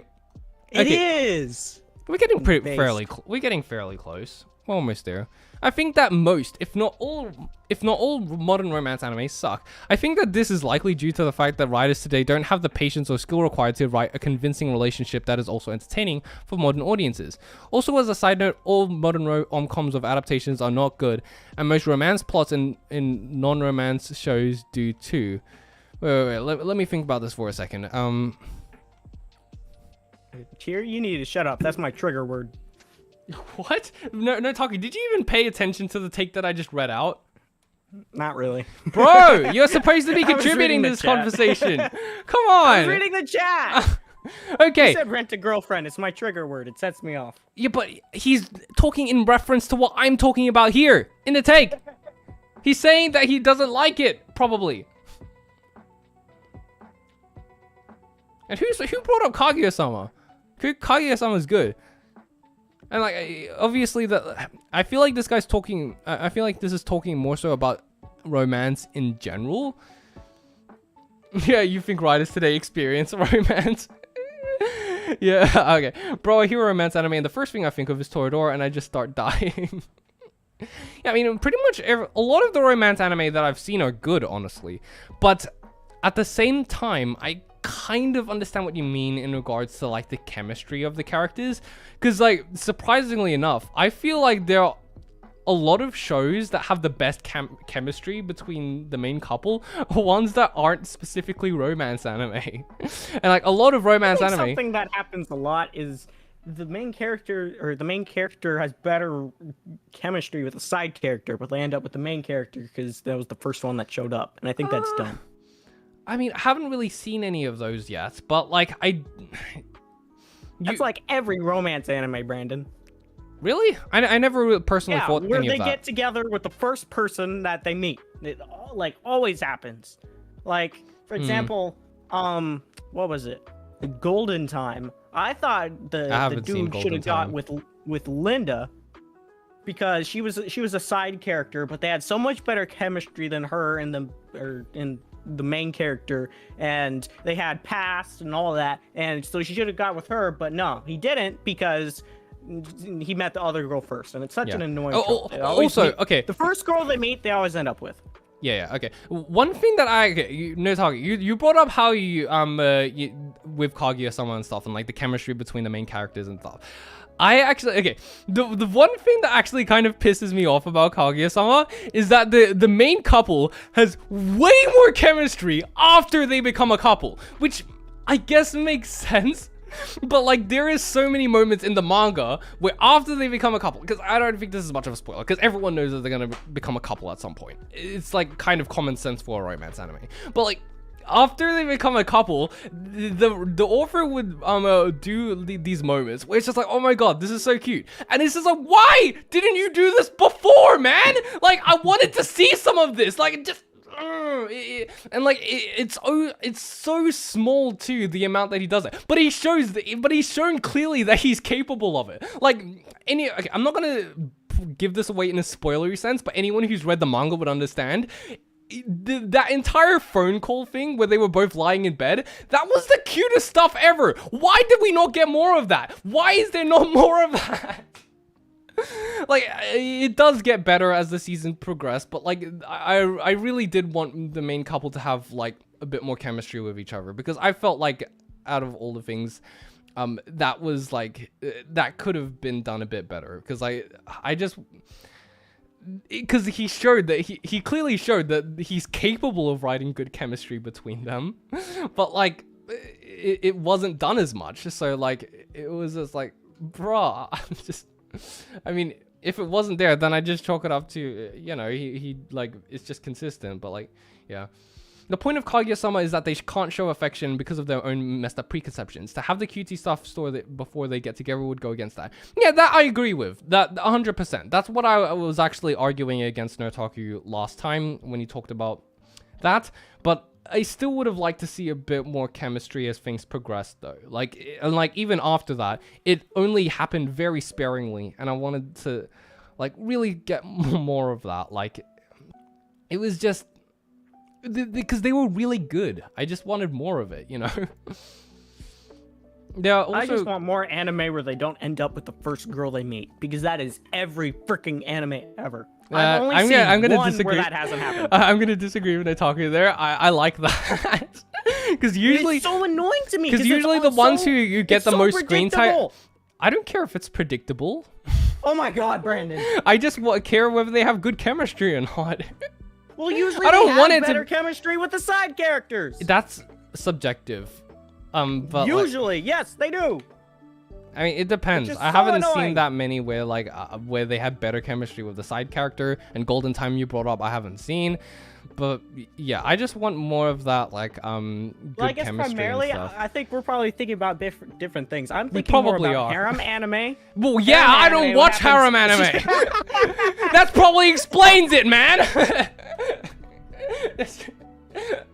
The romance anime I usually watch it is usually just makes it clear from the get-go. These are the two main couple. There's not much question about it. Well, in harem anime, what happens is they meet all the girls, right? But the main character always ends up choosing the first girl he meets. And it's so annoying because the point of harem is there's so many different personalities and you're like, who are they gonna pick? And like 99% of the time they end up with the first girl they meet. And it's so fucking annoying. Well, I don't particularly care so long as the chemistry is good. Like, if the chemistry is done well, then like I like it that they get together. And if yeah, whatever. I don't particularly care whether it's the first girl they meet or one of the side characters they meet, so long as the chemistry they have is good and I like them talking together, then it's good, you know?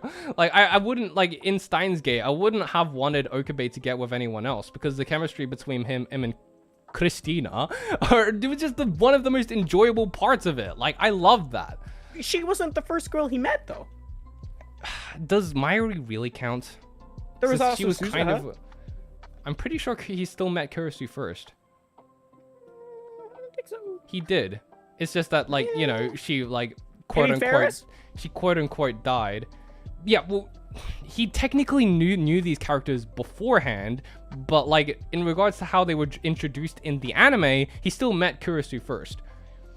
And like Mayuri doesn't really count since he already knew her. She's more so the childhood friend. He was the first girl that we saw. He though. didn't really meet Mayuri first. He already knew her, but like, That's not the point. It's the first girl that shows up. yeah, That's what it well, always is. whatever. Like I always got main girl vibes from Kurisu. That's kind of my point. Like she kind of, when she showed up, it was kind of obvious that she was like quote unquote the main girl. Like, you know what I mean? Maybe she wasn't the first girl that showed up though. Technicalities. You're missing the point.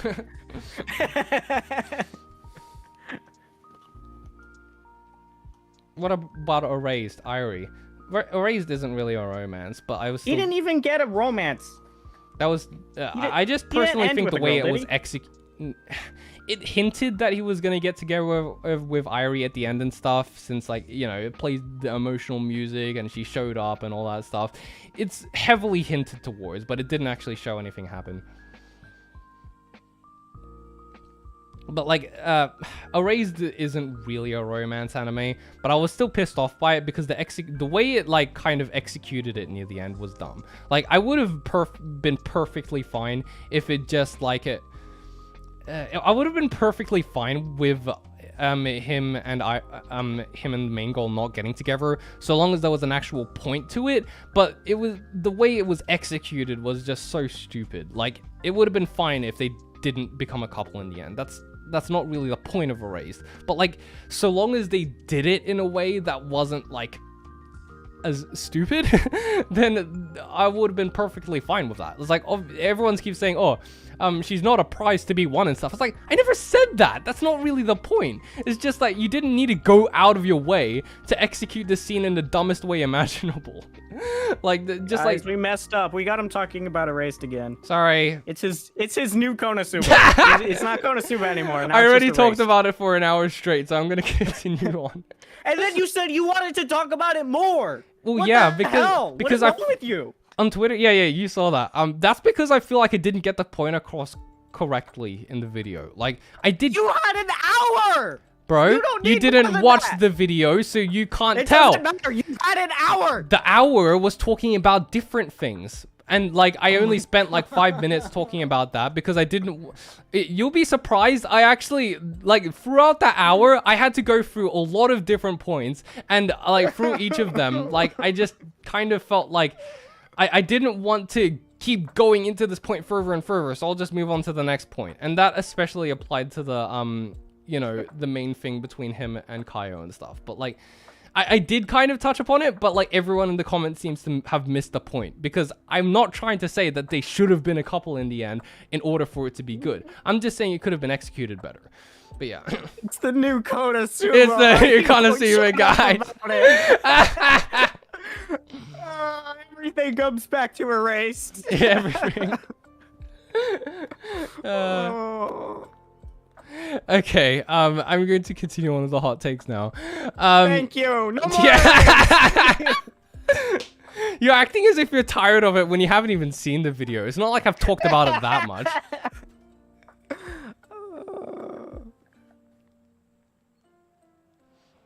Okay.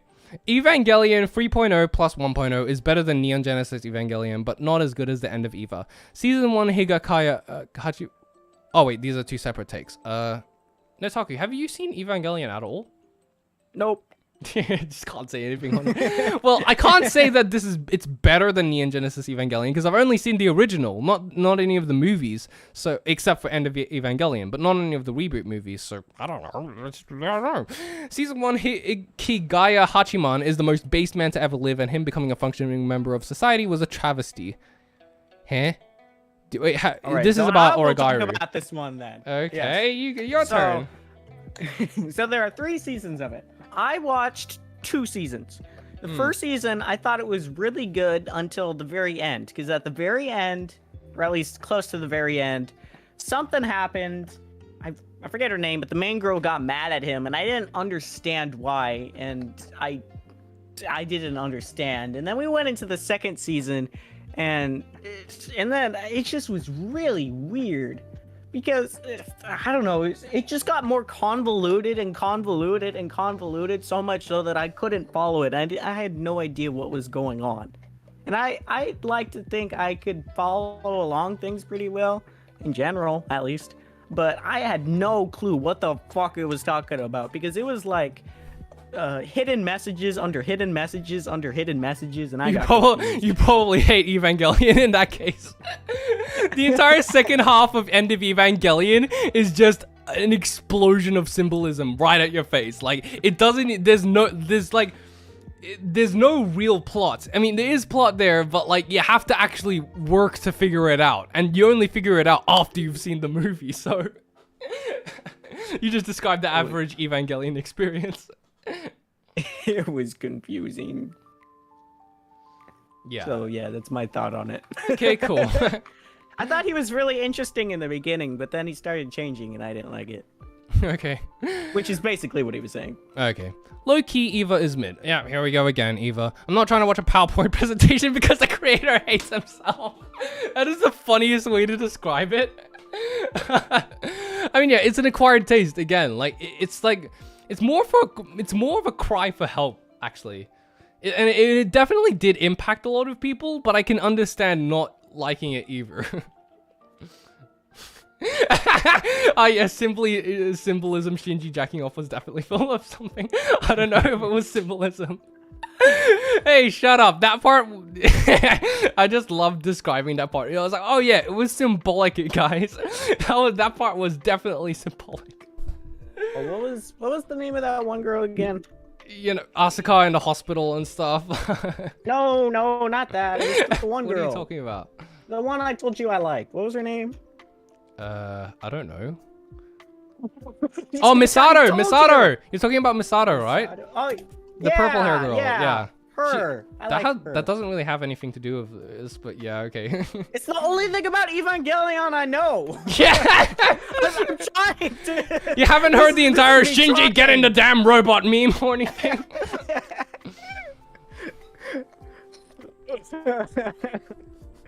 Trying to relate, Brandon, okay? He's trying, guys. I mean, I wouldn't put it past you. Yeah, Misato is definitely your type. A PowerPoint presentation because the creator hates himself is a really accurate way to describe Eva, and that's exactly why I love it. Yeah. I still love the entire idea of just like, oh yeah, Shinji, the hospital scene, yeah, that was symbolism, guys. But the thing is, it kind of was, but like, it's still ridiculous. It didn't like, it's just such a, like, yeah, sure, they definitely could have executed it in a different way, but like at the same time, seeing the internet come, like everyone literally just explode over that one scene was just so damn funny. And like on the one hand, people definitely it's like, no, it's symbolic, guys, and the other people are like, no, that was stupid. Like that did not need to be there. It's just so funny to watch the discourse, honestly. I'm not even participating in it. I'm not even going, oh no, it was symbolic. That's whatever. If it was symbolic, it was symbolic. I don't care. It was crazy though. It was just crazy. Okay. Next one. I see an interesting comment. I have to comment on real quick. Okay. Expert Archer said, "I want to eat your pancreas is greater than your lie in April." Have I you agree seen in any this. of them? I thought your lie in April So you saw was both? lame. I thought it was lame. I haven't seen either. I didn't think it was sad because it was easy to figure out that was gonna happen from the start, and it was just stupid. She was weird to him. They had like barely any chemistry. We knew she was gonna die super early on. It was stupid. Now now I know yeah, I'm gonna like agree. it. I haven't seen it yet, but just based on Notaku's description, I'm probably going, oh man, it was the Because I greatest show like- ever. because I like it. Because Notaku doesn't like it. This is just a guess though. I can't say anything. For all I know, I could just say it was medieval. I think I might as be well. onto something because Medley, he's got a picture of a music note, and it's about music, and he said it's based. So I probably got a Yeah, point. I mean, I don't know. It makes sense. I haven't seen either, so I can't say, but whatever. But I'm probably just gonna get angry at Notaku. Like, I'm gonna watch it, I'm gonna go, Notaku, what the heck are you talking about? That was the saddest thing ever. You can make a 2-hour-long video. Notaku was wrong. Okay. Talentless Nana is a Goodwill version of Death Note. Okay, Talentless Nana? What is... I watched Talentless Nana, so I'll handle this, okay? Okay. All right, so I thought You seem to Talentless have watched Nana all the was anime really- that I haven't seen, and all the anime that I've seen that You've you all haven't those seen. I haven't. I thought it was really good, but there was one issue with it. It was really good in the start. It was really interesting, but what happened was, so what it was is she's in a world where it's superheroes. So it's like My Hero Academia. There's even a character like what was his name? The main guy, Deku. And so it's a girl without superpowers. Wait, what is in this? a Sorry, school what does this full of have to do people with... with superpowers? Okay. I'm getting there. Sorry. And she has to kill them all, okay? Whoa, So she has to kill them all, but she doesn't have powers. But she pretends she has powers. So she has to find a way to kill all these superpowered individuals. And it's really good because it's really good. She's super smart. It's really interesting. But what happens is there are a certain number of classmates, and what should happen is the story should be she slowly kills all the classmates until there aren't any left, because that was the point. The problem with the series was it gets to a point where classmates, there are new students that just show up out of nowhere. So her killing all the students has no impact because there's just students that come from nowhere, and so it makes no progress, and I thought that was really dumb. Other than that, it was really good, but if they had a set number of students that she had to kill, it would have been much better. Damn, Notaku's doing more analyzing than I am during the stream. What happened? What happened? Notaku's got all the base Yeah, I takes do while I've think got all the sometimes- controversial takes this time. We swapped. Like this time, I feel like Notaku's actually got the more agreeable takes this time, while I'm the one who's going out here bringing up all the takes that everyone's going to disagree with. Anyways, but there you go. Like, guys, everyone's saying is like he's not wrong. I'm not saying that he's wrong. I'm just saying that that's a guess. I was only guessing. I haven't seen it, so I can't say anything about it. Notaku must have fallen down the stairs and concussed himself enough to undo his prior brain damage. That is so funny. I would explain it. Sometimes Notaku's the one with the base takes, sometimes I am. I don't know. It's just... Okay. Akurad says, Hu Tao Supremacy. Let's go, bro! No. Yes! No. Yes! It's just wrong. No, wait, so you know what Hu Tao is like? It's just wrong. What do you mean it's just wrong? What do you know about It's her? obviously Jean. What do you She's obviously mean? the best. What does that have to do with anything? That doesn't mean we're putting down. But that doesn't mean we're putting down any other character. Who cares? This has nothing. This conversation has nothing to do with her. That is. Was it Mona or something? What was her name? Oh my god. Mona, she's good. But Shut up! We didn't bring up any of these other characters. We're just saying that this girl is good. We're just saying that Hu-Tao is good. Shut up. Anyways, Hu-Tao, I already know she's best girl. I don't care what you say. I'm gonna move on. Love Live. Wait, Tira's saying, isn't she the most sexualized Genshin character? Not really. I mean, she has a lot of fans, but at the same time, there's a lot. I feel like there are other characters that are sexualized way more. I mean, it's Genshin, so I was like, yeah. Everyone already knows about that side of Genshin. Usually the more petite ones are more popular in it. Really? For some reason. I mean, in Genshin Impact, yeah, it's the main all audience. Of them kind of like. In Lisa way, is not. She is. What's she Lisa is like? one of the least sexualized Impact. It's weird. She is one of the least. I mean, knowing what the fandom's would think like, it'd be that the opposite way surprise around. me, but yeah. Alicia Genshin Impact. Let me see what she looks like. No, I'm pretty sure I've seen a lot of lewd stuff of her. I mean. Yeah, but she is not the most. She is down true. there. There are many more that have more than her. She's one of the least popular. Yeah, true, but I've still seen some fan art of her here and there. Like, it's just. I'm not saying there's none. Yeah. Brandon, next take, please. Okay, I'm sorry. I haven't even played Genshin Impact, and neither has Nataku, so. Or not that much, at least. Like, just. This stream is sponsored by Genshin Impact. Okay, let's just move on. Love Live, the recent seasons and selection project have better CGI than Chainsaw Man. Huh? What have you seen Love Live, Nataku? Nope. Nope. Okay, but I haven't seen it either. I wouldn't know nothing. So, I don't think the Chainsaw Man CGI looks that bad. Like, I'm pretty sure it's just like it looks fairly decent for the most part. So, for legal reasons, what Brandon said is a joke. No, the stream is not in fact actually sponsored by Genshin Impact. It's sponsored by Raid Shadow Legends. They should reach out. Wait, no, that was the video. Wait, Genshin Impact reaches out to people to sponsor it? Yeah, they sponsor people all the time. Oh, I've never actually seen any. Like, I've never actually seen anyone sponsored by Genshin Impact.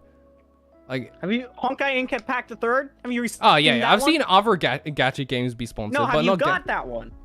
No. Well, yeah, they haven't reached out to you yet? Yeah. Oh wait, no, I haven't. They had nobody. What? Honkai Impact didn't reach out to me. They sponsor everybody. I don't know. Anyone who's remotely in anime, they sponsor them. Wait, Sabertooth says you sound like Matt Stone. Who on earth is Matt Stone? Oh, whatever. Okay, let's move on to the next take. Chinchinmaru says, a slice of life is repetitious and quite boring. That's not a hot take. In fact, a very cold take and very popular opinion. And one that I personally...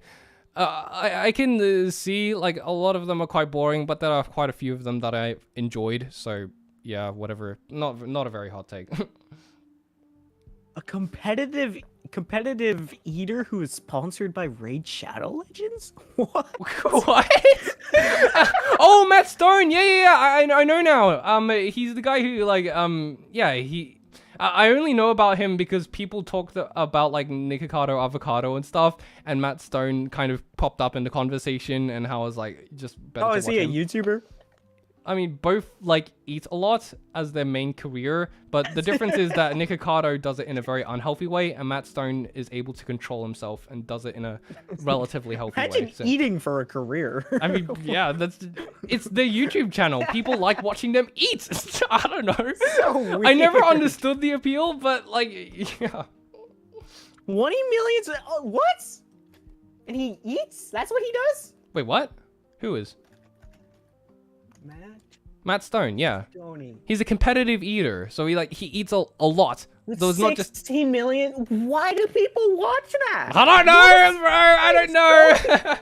I mean, it's kind of million. I mean, I'm guessing it's a kind of similar thing to ASMR, where it's just satisfying. I think.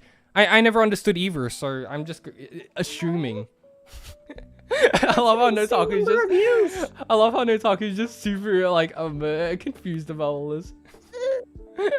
Matt Stoney isn't a hot take, Brandon. Good. Wait, I never said it was a hot take. What are you talking about? I was saying the slice of life thing is like not really that much of a hot take. 20 million subs. I mean, I'm scarred. I mean, I'd rather those subs go to him rather than Nikocado Avocado. What he's doing is not healthy, and he shouldn't be rewarded for the attention. Okay, slice of life comedy is the best part. Yeah, I agree with that. I'd rather watch slice of life comedy than like normal comedy. Actually, most of the time, I feel like slice of life does comedy better than actual comedy anime. Sometimes. This is just based on my limited knowledge of what I have seen. Okay. Nikocado only has people following his demise. Yeah, I'm not gonna talk about that. It's like, God. People are just watching out of morbid curiosity. Yeah, we need to get through. We're actually close to the end, though, so we don't have that much longer to go, surprisingly. Okay, so I'll be able to talk about the fun stuff. The fun stuff. Cute girls doing cute things is the worst genre by far. I don't think that's a particularly hot take. I feel like so... How do you know that's what that stands for? Because what else would it stand for? That's literally the only thing that it could possibly stand for. I don't know. I just see that. I see a lot of people. Someone's cat got on the keyboard. Well, I've seen a lot of people talking about it. I mean, I don't think that's a particularly hot take. I mean, yeah, personally, I'm not a huge fan of cute girls doing cute things because a lot of it's very in your face with it, and there's not much subtlety into how it's portrayed. This is actually, I'm going to talk about this in an upcoming video anyway, so I'm not going to go too much into this, but that's not really that much of a take. It was just like, everyone's like, yeah, cute girls doing cute things is a pretty, like... What about hot girls doing hot things? Why isn't that a genre? That's not a genre. That's just normal anime. Yeah, why not? That should be a genre. It's moe anime. It's not That'd be my favorite. Hot girls doing hot things. What would that be like? I don't know. Hot girls doing hot things. Cute girls doing cute things is the same as Isekai to me. It's not as inherently bad, but it's so filled with soulless clones that it's gained a lot of bad rap. Yeah, Brandon Hughes said it. Basically said it. Like it's like inherently filled, but it's not inherently bad, but it's so filled with soulless clones that it's gained a lot of bad reputation. And I agree. That very much seems like what it is. Because like with me, Bochi the Rock is technically a cute girls doing cute things anime, but it seemed very different in tonal wise, at least to me. Like it was tolerable to me, whereas like the cute girls doing cute stuff wasn't super hammed up, and it felt like it had like it like portrayed it in a it portrayed it in a really good way, where it's just like, this isn't really that cringeworthy, it's actually fairly enjoyable. So yeah, there are some good cute girls doing cute things anime, but it's not something that I really seek out either. Yeah, it's like, not a big fan of it, but I don't mind it either. Okay. Okay. As a slice of life fan, hot girls doing hot things. That's what was it called? That one bodybuilding anime. What is that called? I mean, yeah. I mean, it's just I think they exist. There's just nobody calls it that. What would people call it? You guys know what it's called. What's it called? I forget what it's called. The bodybuilding anime that Darkness was looking at and stuff. I mean, I feel like that's a lot of anime. It's just not really, I just don't think there are any anime that are purely dedicated to that. Like, I don't think there's much anime that are purely dedicated to that, but it's kind of spread out across a lot of shows, kind of thing. Ecchi is hot girls doing hot thing. Well, yeah, actually, that's kind of true. So that's why I like it. That's why I like it. Okay. I knew I'd like it. See? Okay, let's move on. James says, as a slice of life fan, I can't stand. Okay. Yeah, not really a hot take. That's a pretty normal take. ReZero and Mushoku Tensei are equally good. Yeah. I'd say it depends on the part. Yeah. These aren't hot takes. These are just normal takes. These are just takes. This is my take. Yeah, they're pretty. I'd say they're like kind of equally good. I'd say that ReZero hits higher highs, but Mushoku Tensei is a bit more consistent with how good it is. if that makes any sense. So like ReZero has a lot of flaws, but also like when it gets good, it gets really good. But whereas with Mushoku Tensei, it's more so like equally good for all of it. Like it doesn't quite hit the same highs, but it's more like consistently good, I'd say. Kind of. If that makes any sense. Okay, Devilman Crybaby is mid. Okay, have you seen Devilman Crybaby? Nope. It never particularly catched my attention, so I never really went out of my way to see it. I just know it's super gory and violent and has a lot of sex, and so I just never... And I didn't really hear much about the actual plot, so I just never bothered checking it out. This is the worst take yet, LMAO. Oh, Devilman Crybaby? Okay, I don't know. I just never saw it. I'm just saying I've never seen it, guys. Okay, we're gonna move on to the next part. Every Konosuba character. Oh, wait, here we go with Konosuba again. Take a while. I wonder how long I'm gonna talk about it this time. Every Konosuba character in the anime that isn't a girl or a main side character got robbed. The world is so much more fleshed out in the light novel, and the anime feels incredibly flat in comparison. The most world building we get is locations of creatures, example the Axis Springtown and the cabbages / ostrich birds. Okay, that is an interesting take. Yeah, definitely the light novel fleshes a lot more things out a lot better, which is why I really want more people to actually read the light novel, since like I feel like the anime does unfortunately cut out a lot of stuff. I still enjoyed the anime. I wouldn't say it feels incredibly flat in comparison, because they're both good, but the light novel does have a lot more to it, and like I feel like there are a lot of things that you're missing in the anime that were unfortunately cut out of the light novel. Okay, move on. Bocchi the Rock is the best music anime. I've only seen 2 music anime, I'm pretty sure, and that's K-On! And Bocchi the Rock. And out of the 2 of them, I liked Bocchi better, so I suppose, but I wouldn't say it's the best music anime ever, since like I feel like that's kind of like unfair on my part, like considering there's so many music anime out there. So yeah, I'll say it's my favorite music anime that I've watched, but I'm sure there might be better ones out there as well. Yeah, Dust got snubbed hard. He should, his entire story should have gotten adapted, because that was such an amazing story. Like like everyone should really, at the very least, read that part of it, because it is like it really shows you know, how useful Kazuma actually is, and like, yeah, I'm not gonna go into that, but just read it. Okay, Devilman didn't have lots of sex, just wildly gyrating psychedelic intimate body parts. Okay, cool.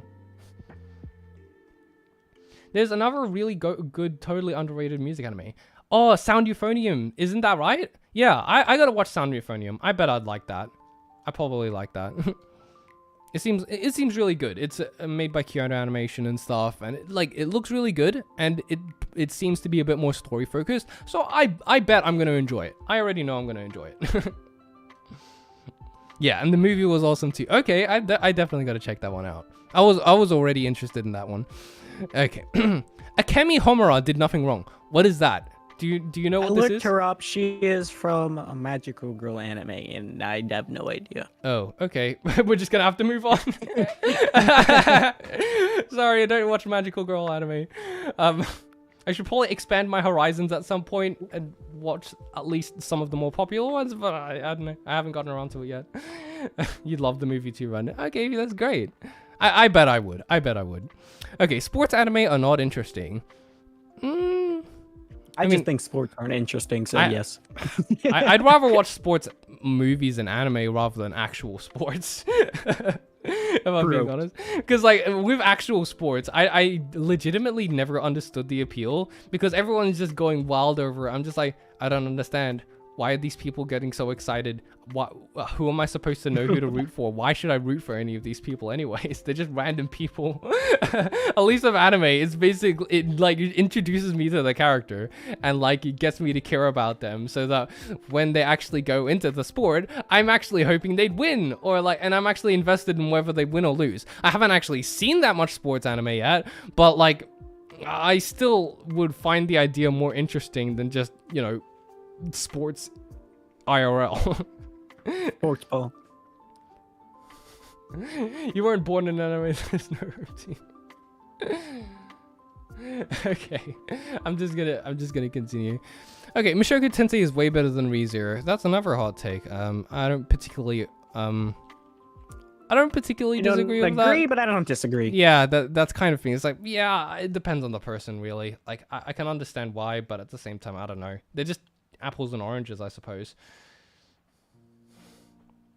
Okay, Clannad is the best sad and tragic anime. Oh, I've been saving it. I haven't watched it yet. Yeah, me neither. I really need to get around to Clannad, especially Clannad After Story, since that one's like the one that everyone says is really good. And also Fruits Basket, that I've also got to check out. Since they both look really good, and they're more so dramas and they have a lot of sad moments. But I definitely got to get to that. Okay, I always go for Mushoku, but ReZero does have some good stuff. Yeah, that's understandable. The first 12 episodes of Steins Gate are good and actually interesting. Yes! Base take! Absolutely. I 100% agree. Like, I never understood the people said you have to, like, trudge through the first 12 episodes Yeah, I of never Steins understood Gate. that It's either. like, bro, why are you watching the show then? Like, because that just shows that you don't care about the characters. Like, if you find the second half like, oh, this is way better, then I just feel like you're kind of missing the point, because it was like, it's never really about like interesting plots, time travel shenanigans. It was always about the characters. So it's like, if you don't like the first half, then like you don't really deserve to watch the second half, kind of thing. It's like, I wouldn't say that, but like kind of just like, that's what makes it worth it. It was good. Okay, I like Rudius as a protagonist. Yeah, I mean, I actually agree with this. But like, that doesn't mean I endorse any of the things that he's doing, but more so that like 90% of the time, he's just like really easy to watch. Like, he's not a bad person for most of it. He just has a bunch of bad moments. And to me, it felt like those moments were obviously supposed to be portrayed as a bad thing. So, and like, he's supposed to work on those things, but like, yeah. He's fine. I don't particularly like him or dislike him. He's alright. Yeah, I totally get that. That's kind of how I feel. You are not worth of watching the second half. If you didn't get the first half, you don't deserve it. Yeah, but I did like Rudy for the most part. I just like it. Obviously, whenever he went into the weirder moments, like, it's like, bruh, stop. That's like, what you're doing is terrible. But like, he's like, most of the time, he's a surprisingly decent person. Like, he's not like a super unwatchable for 99% of it. He's just like, for the most of it, he's just a guy, you know? He's just like, you know, his this best to whole be nice problem and could have been stuff. averted if he just liked MILFs instead, like a normal person. No, but that's the thing, he does. Not as much. He likes. No, he likes does. Straight up others the better. first thing that happened when he woke up is that he was like, it's like, oh my gosh, my mom and stuff, and it's like, I'd say that he Yes, just but doesn't he doesn't like them particularly- as much as he likes them younger. Yeah, I mean, that does He make doesn't sense. like them as much. But I'd say it's more of that he's such a degenerate and he's gone so far down the deep end that like he's just like, it's all kind of the same to him, kind of thing. Like, he views like most girls as objects, regardless of whether they're old or young and stuff like that. And like, obviously that's a bad thing. He's just a degenerate, No, like, hold on, at I its have lowest. to interrupt. Rudius is not like Denji. You shut the fuck up. Yeah, very nah, they're different. very different. I They are. don't want to hear. They are both perverts. Yes, I will agree That's with from that. a surface and level by point that, of they're view. similar, but they're completely different kinds of perverts. It Yeah, is yeah. incredibly different. The thing about Denji is that he actually cares about consent, surprisingly. he's actually super considerate and views the women in his life as people. Rudy's not like that at the start. He actually needs to learn that over time. Whereas Denji, he's already respectful about it from the beginning. Like He's also submissive. aren't they both kind of submissive? Not Rudius, no. Ah, yeah, true. I mean, yeah. Yeah, I'd say that Denji's more so just a horny teenager, where Rudius is an actual degenerate to the point where it's a problem. Yes. Mm-hmm. Like, whereas Denji, he's more so just lonely. Like, he's a good guy. Like, he's just kind of like he's really he obviously wants sex a lot, but like that's kind of portrayed in a meaningful way where he slowly like learns what real human intimate connections are like. I don't know. I just say that Denji is a bit more respectable in that regard. Rudy has definitely had a lot further to go in his character development than Denji does. Denji wouldn't take a holy relic, exactly. Okay, good male characters are often overlooked in favor of my hot anime waifu.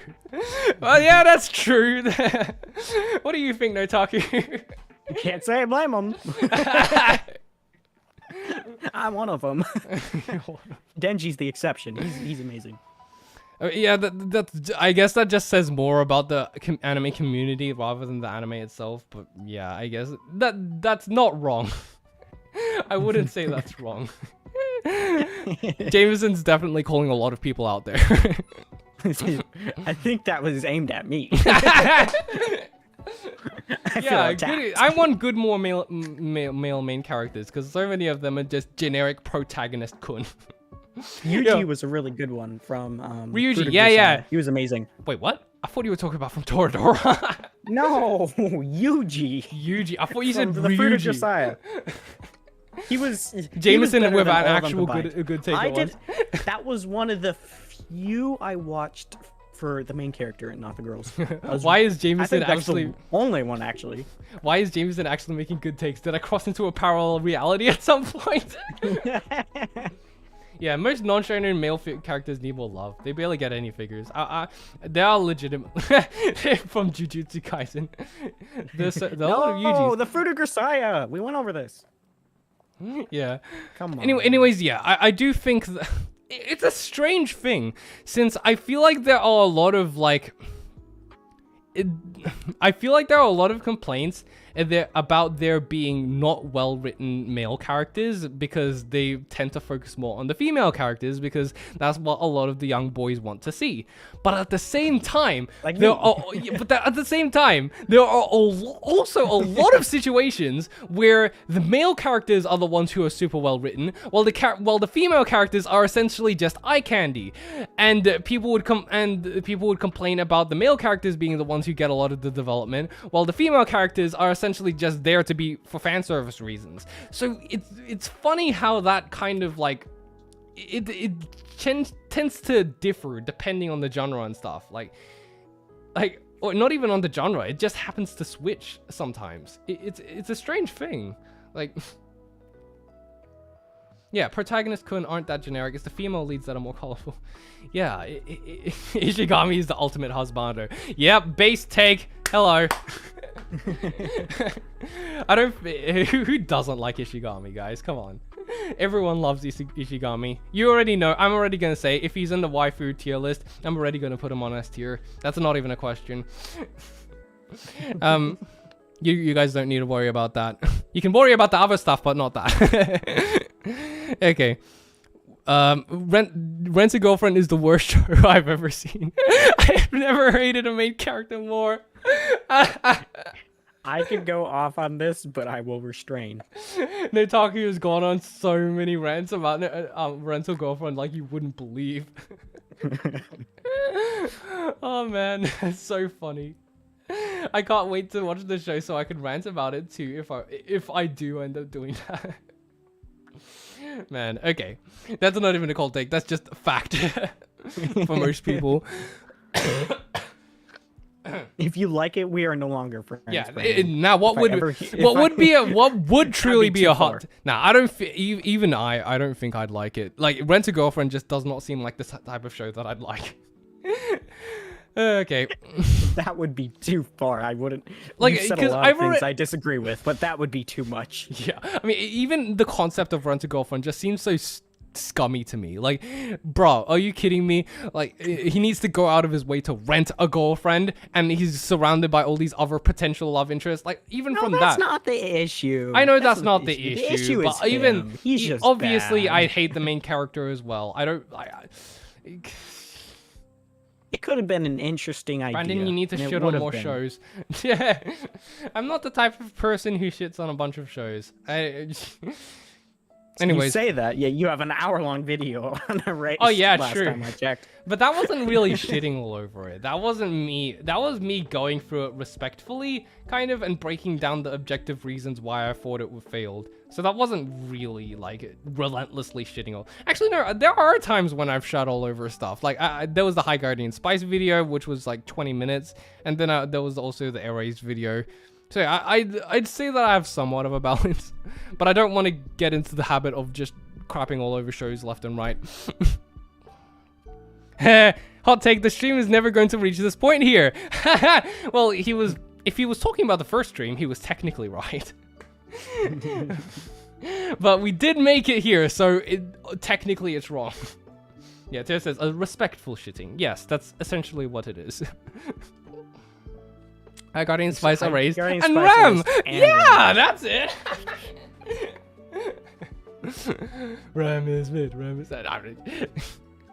Eve absolutely rocks. I have an entire plan. Can you do a quick scroll to see how many hot takes are left? Okay, that's how many are left. You guys saw. What? Not a hot take, but a fun fact. If you count Konosuba as a harem, then that makes it the only good harem anime. No, I wouldn't say it's the only good harem anime. I'm sure there are some that exist. Like Quintessential Quintuplets is pretty good from what I've seen, even though I don't like harem anime. Yes, it was good. Yeah, and also like if Monogatari. Bunny Girl Senpai. Yeah, but Bunny Girl Senpai, it's debatable. I guess it's also kind of a harem. It is. Yeah, it's a harem. It's a, There's no but it debate, doesn't. Brandon. But it It doesn't is. explicitly state it. It's more so that it's like in the setting of a harem, but it never actually crosses the barrier of actually turning into a harem. Since a lot of the girls aren't actually attracted to the main character, they're just kind of there as part of the story. So I don't know. It's debatable, but like. But yeah, and also like if you count if Monogatari is also a harem anime, and I'll probably think it's good when I see it, so I'd say that would probably be a good harem anime as well. But yeah, okay, Kaon has one of the best endings in all of anime. Are you talking about the ending, or are you talking about the song ending? Because I like the songs. I really like the songs. And from what I've heard about the movie and the ending and stuff, it was really, really good.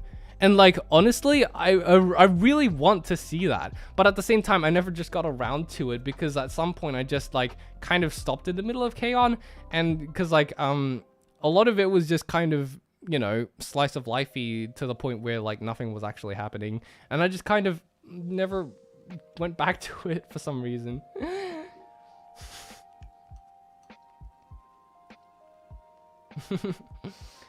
Oh wow, I've missed a lot of chat. Sorry. Hey, if I'm Nataku, if I'm missing a bunch of chat stuff, please remind me. Anyways, yeah, Quint is he already brought up. Quint is good, and I'll hear no dissenting opinions. Okay, both ReZero and Mushoku Tensei are better isekai than reincarnated as a slime. I don't think that's Agreed. much. I don't think that's that much of a controversial take. That seems like a thing that I'd agree with. Actually, yeah. I mean, I've seen like, I've kind of gone for a little bit of slime, and it seems very much like the sort of thing that an isekai lover would enjoy, and it's like kind of, and it's what you'd expect out of an isekai done at its fullest. But if you don't like the idea of isekais in the first place, you're probably not going to enjoy it. Whereas with ReZero and Mushoku Tensei, even if you don't particularly like isekais, you could still enjoy it, which is what the situation was for me. Okay, Ouran High School Host Club isn't really a harem anime since some of the characters aren't really attracted to Haruhi. Oh yeah, that isn't that more of a reverse harem, because like you know, most of the what's the word? The harem members are dudes, and the main person who's the center of it all is a girl. So it's more like a. So yeah, That actually sounds pretty interesting to me, though. I'd actually be more interested in watching that than regular Harem, because like it's not really a wish fulfillment situation to me, since I can just watch it and enjoy the show as it is, kind of thing, you know?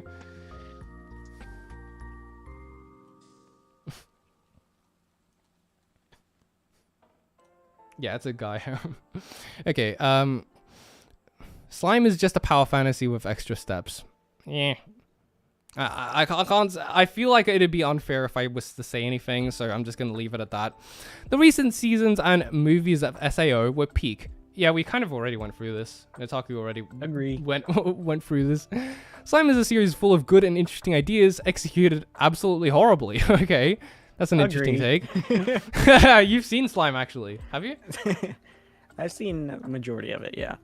Yeah, I just never got through the first episode, actually, because like it started off with this entire thing where he was like reincarnated. It was pretty funny how he did this entire thing, where he did this entire thing. It was like, please delete my internet history.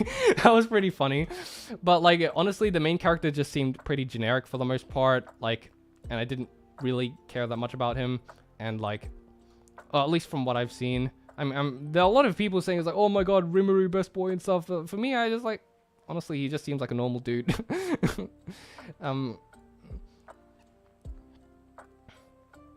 And like, I think,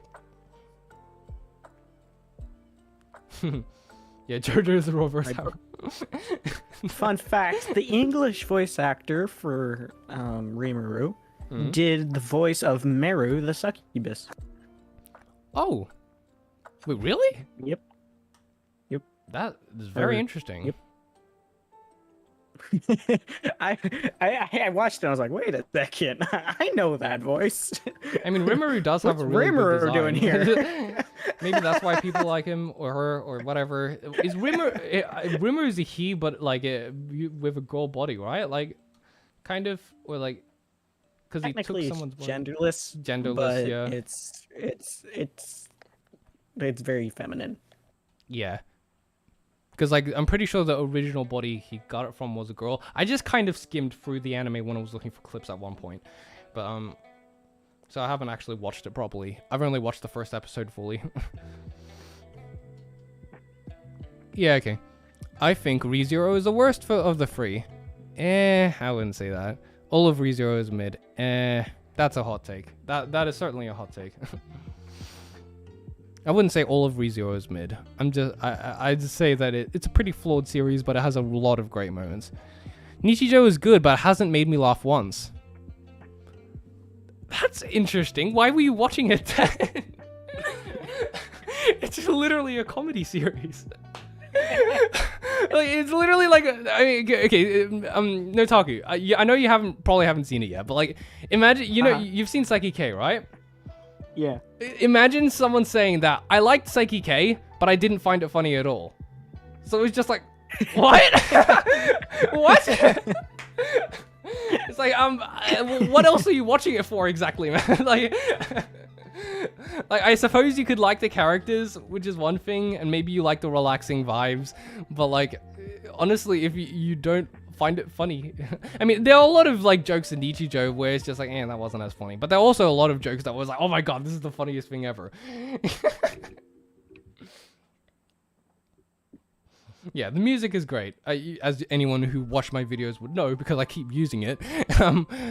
But yeah, Demon Slayer mid. Wow, this is the coldest take ever. Like throughout this entire thing, submissions, Demon Slayer mid. Wow, what a out there opinion. Yeah, what that person is lying. There's no way Nichijou doesn't make you literally wonderful. Yeah, there was so many funny moments, man. Like there was that one scene. I'm not gonna go into it, but like there was so many absolutely spectacular moments. That moment, pretty much all the moments where Mio is just screaming at Yuko for being an idiot. Those are the funniest things ever.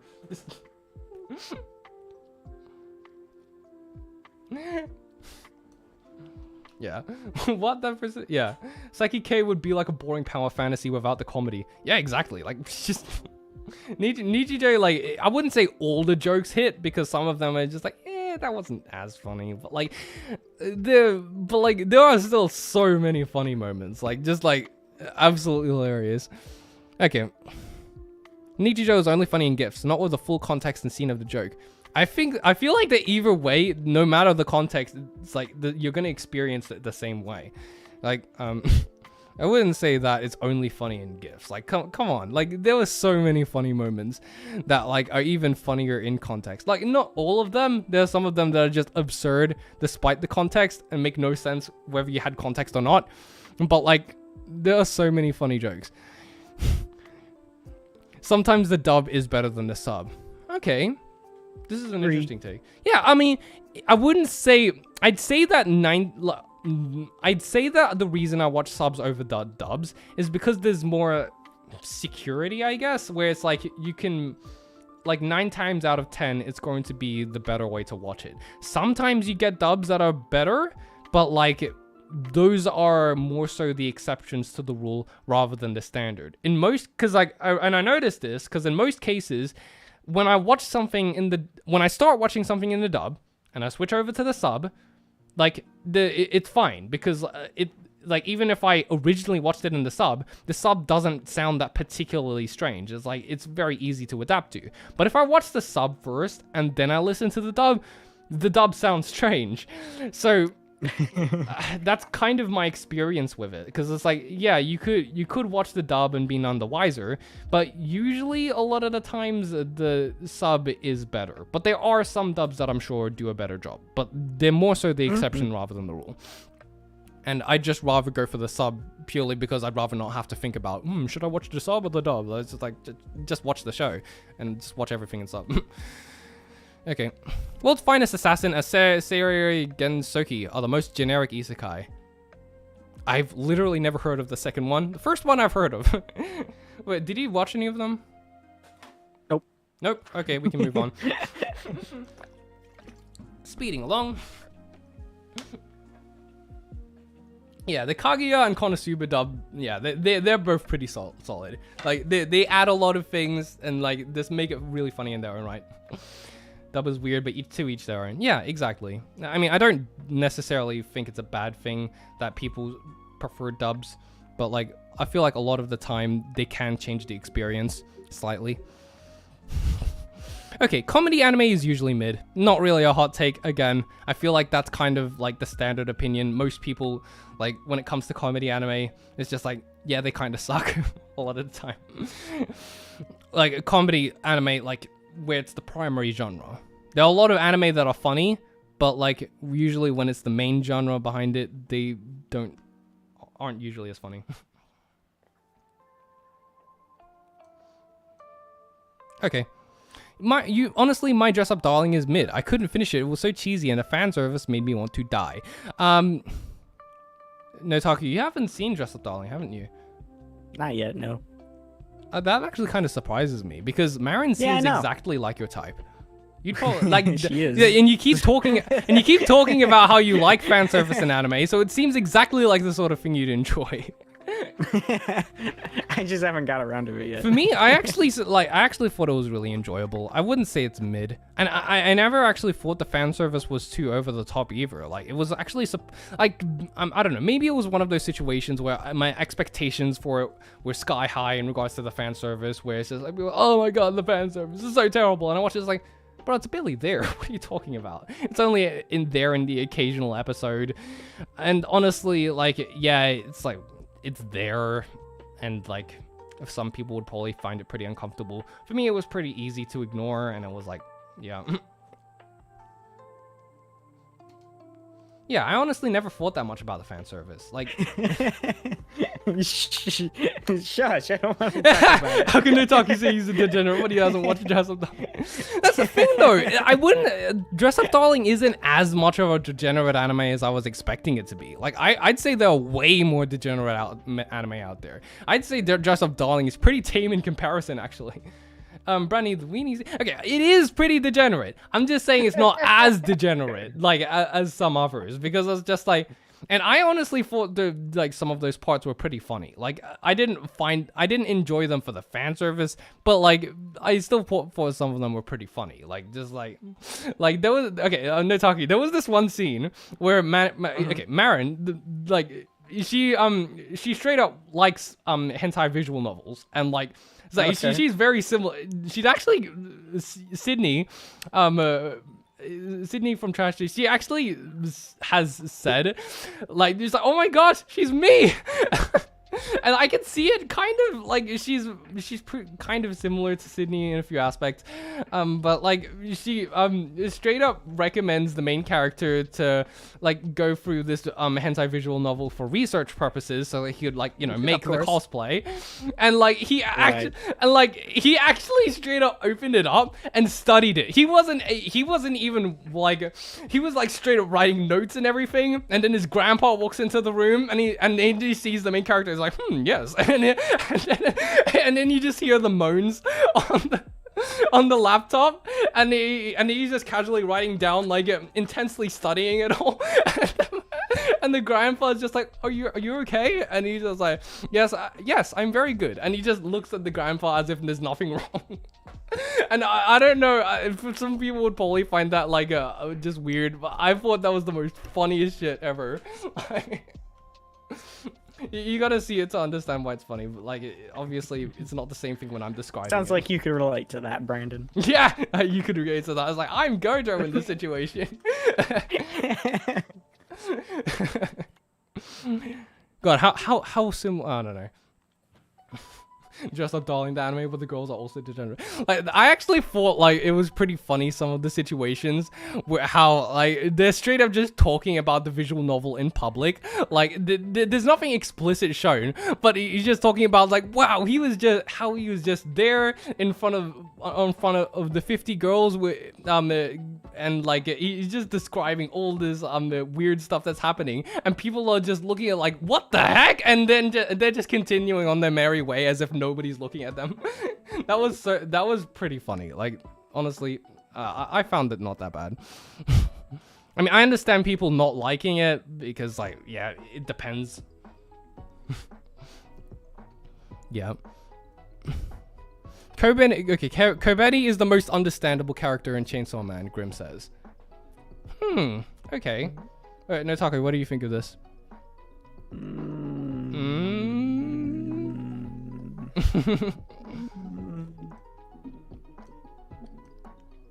thinking. You're thinking. Yeah, hot take, there's a point to the fan service in My Dress Up Darling. Most of those scenes are from Gojo's perspective and him growing comfortable with interacting with people. That I actually agree with. I actually agree with that. I felt like it wasn't as pointless. Like, oh, sure, it was there, and like a lot of people aren't going to like it, but like it didn't. I don't think there was ever a point where it felt unnecessary. I have decided no. That is my answer. You've decided no. Right, let me finish what I was saying. I don't think there was ever a point where, like, obviously it was still like a lot of it there, but like I felt like it was pretty like. I felt like it was integrated into it. Like it was like, you know, an actual part of the show. Like, this is what you're getting into. It's like, yeah, that's not a hot take. That's the whole point. Marin is literally opening up Gojo up as a person and a partner. Yeah, exactly. And I think it kind of exposing him to that, if you want to put it in that way, it did kind of serve to develop his character in the strangest way. And like, it's a strange thing because I don't want to be the guy who's just like, oh no, the fan service was actually crucial to the plot developments, you know? Like, I don't really want to be that guy, but like, that's my job. It actually kind of was. Like, you know, I felt like it wouldn't be the same story if that was removed. Yeah. Isn't there a Kobeni Rhythm King? Okay, yeah. What you were saying about Kobeni,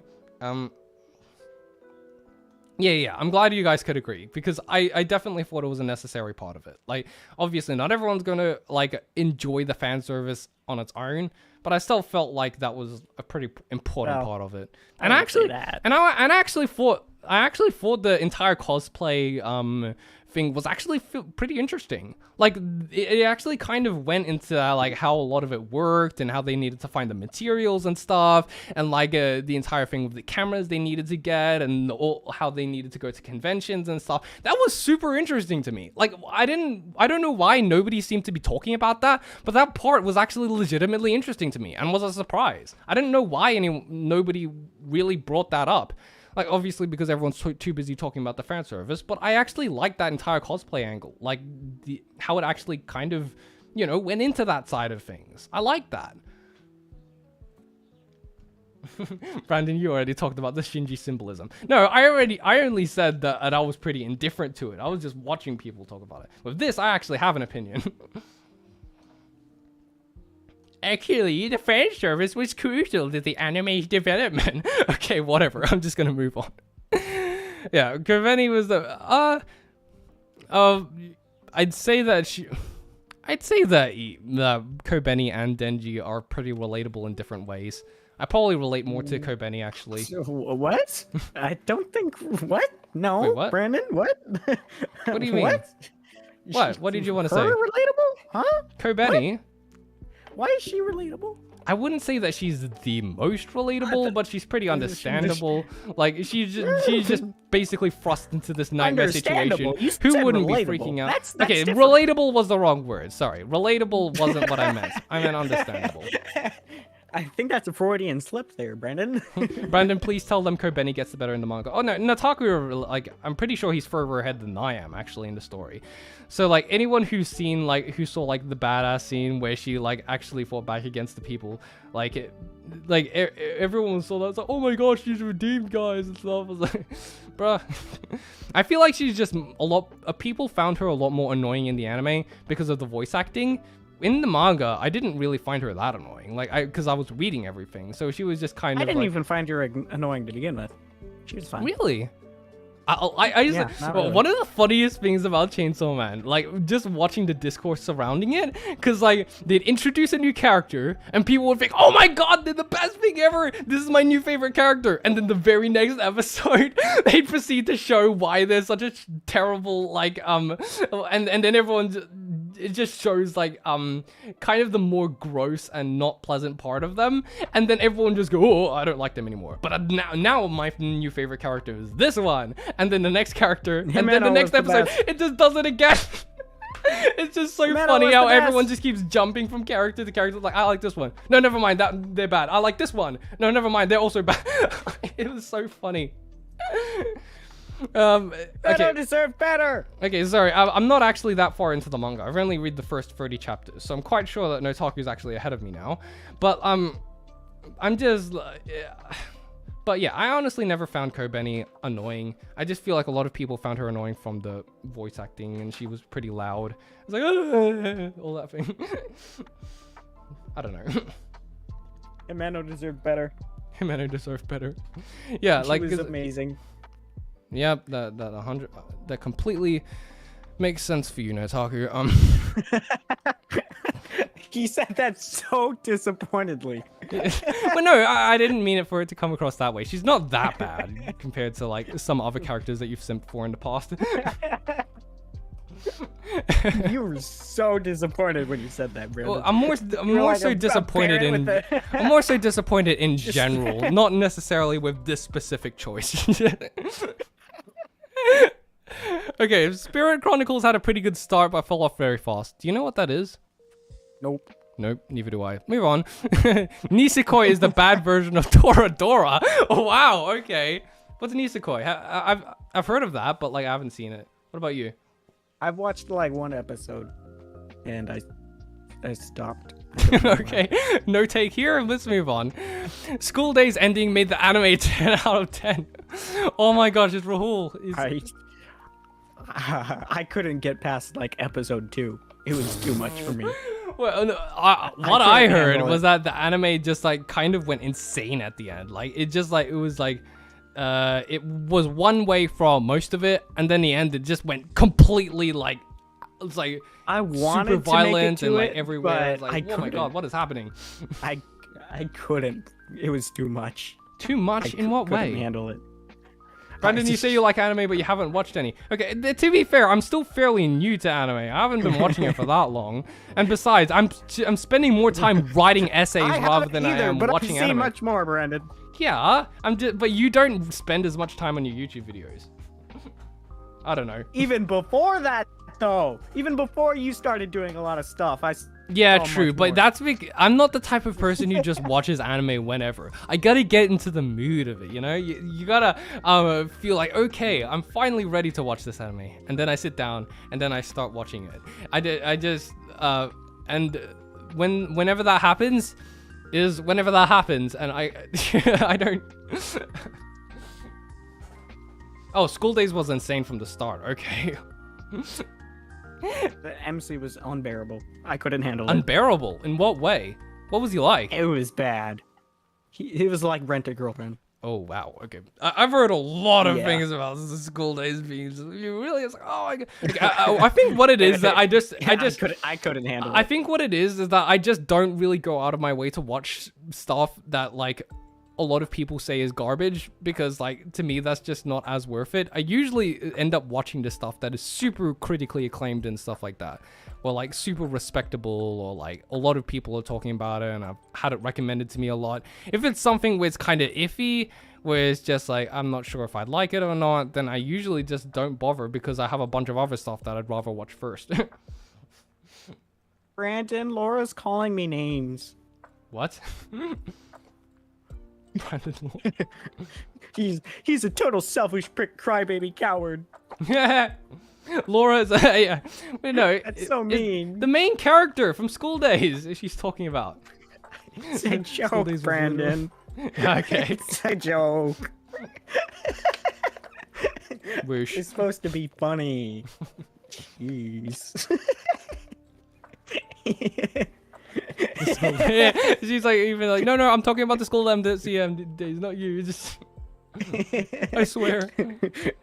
What's up? Okay, School Days. Okay, Roxy should not have won the waifu tournament. I kind of agree, but like, she's not the worst choice. Like, I feel like there are better choices, but I feel like she has the most better. Yeah, I feel like Kurisu should have won. She should. I think she should have won. Anyways, but Roxy, yeah, she would have won. Shut up. She 100% should have won. Roxy, in the end, Roxy just got more votes. Like I feel like she just kind of had the broadest appeal, I suppose. And because it's the way the tournament worked, it was that this character against this character. So pitted up against, depending on which character she was pitted up against, she probably would have lost at one point. But like, I suppose she just got lucky at some point and she was pitted up against the characters that weren't that great in comparison to her. So she ended up winning. But yeah, it just depends on how it's randomized, I think. No, Roxy should not have won. I'm still salty about this. There are worse options. Roxy's nice, but I do think that there are better options. But I'm not particularly. In the first round. Yeah, that was so rage-inducing. Like, no, why would you put these characters against each other? It's stupid. Getting out in the first round, and then you put all the mid characters against each other, and like no matter who you vote for, a mid character is gonna advance to the next round. Roxy from Mushoku Tensei.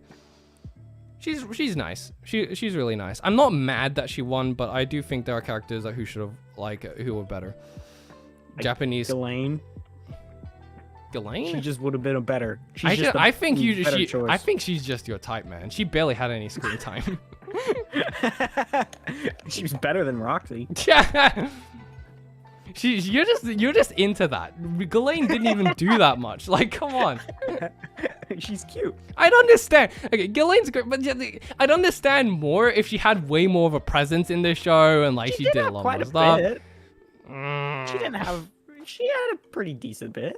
Ghislaine's good, but like I don't. Didn't have it wouldn't make sense for Ghislaine to win the waifu tournament. Like, what? That just wouldn't make any sense to me. She would make more sense than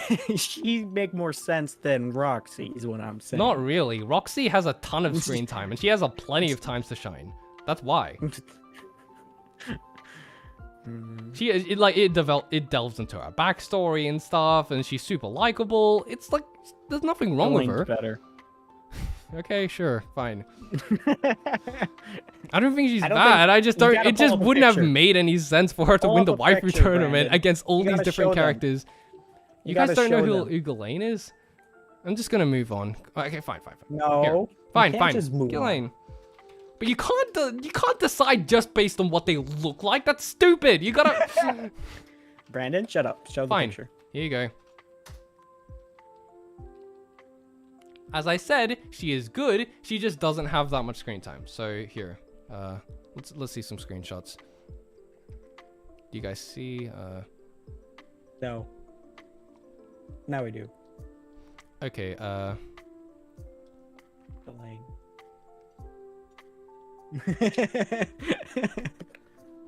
Brandon, next time. So everyone's that's going, yours. oh, Brandon. Okay, yeah. Moving on. Oh, no, You guys Brandon. think she shouldn't have I- won? I re- Seriously?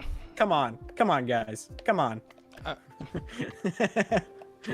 Okay. Tell me to my face. I'm No, wrong. Laura's just like, Brandon, next time. It's like, yeah, I wouldn't say Roxy. Roxy's good though. Like, okay, Sylph should have won the waifu tournament.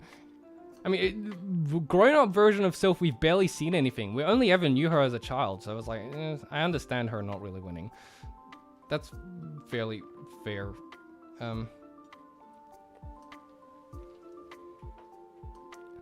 Okay. I made my point. Yeah, you made your point.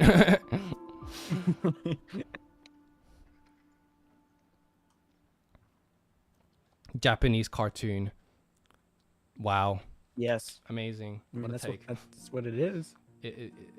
Yeah, she's too buff. Yeah, I actually kind of agree. There's No such thing. Shut up. What do you What is mean wrong there's with no such thing? I mean, okay. There's no such thing. I say this as someone. And even if there is, she isn't it. Really? What's Like wrong with you?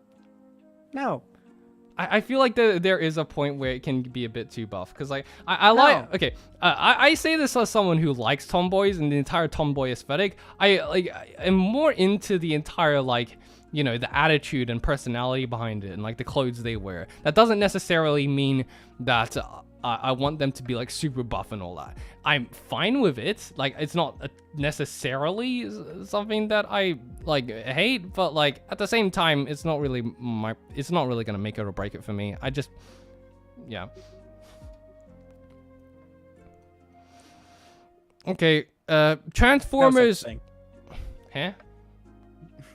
Yeah, it's like, come on, Laura's just begging us to move on, and Nataku's like, no, this is important. Brandon, muscular women don't have to be tomboys. Also, let's continue, please. Yeah, exactly. I mean, they're kind of separate, but yeah. Yeah, it's just not my thing. I understand people who are into it, but yeah. Yeah, that looks like a character from Thundercats. Oh, she does actually. It does kind of. Oh, Watch Tama-chan is a girl for Tom. Oh yes, I knew about that show. I saw screenshots from that show. That's a recent one, right? I already like her. I already know I'm gonna like her. Just like reverse traps are the best.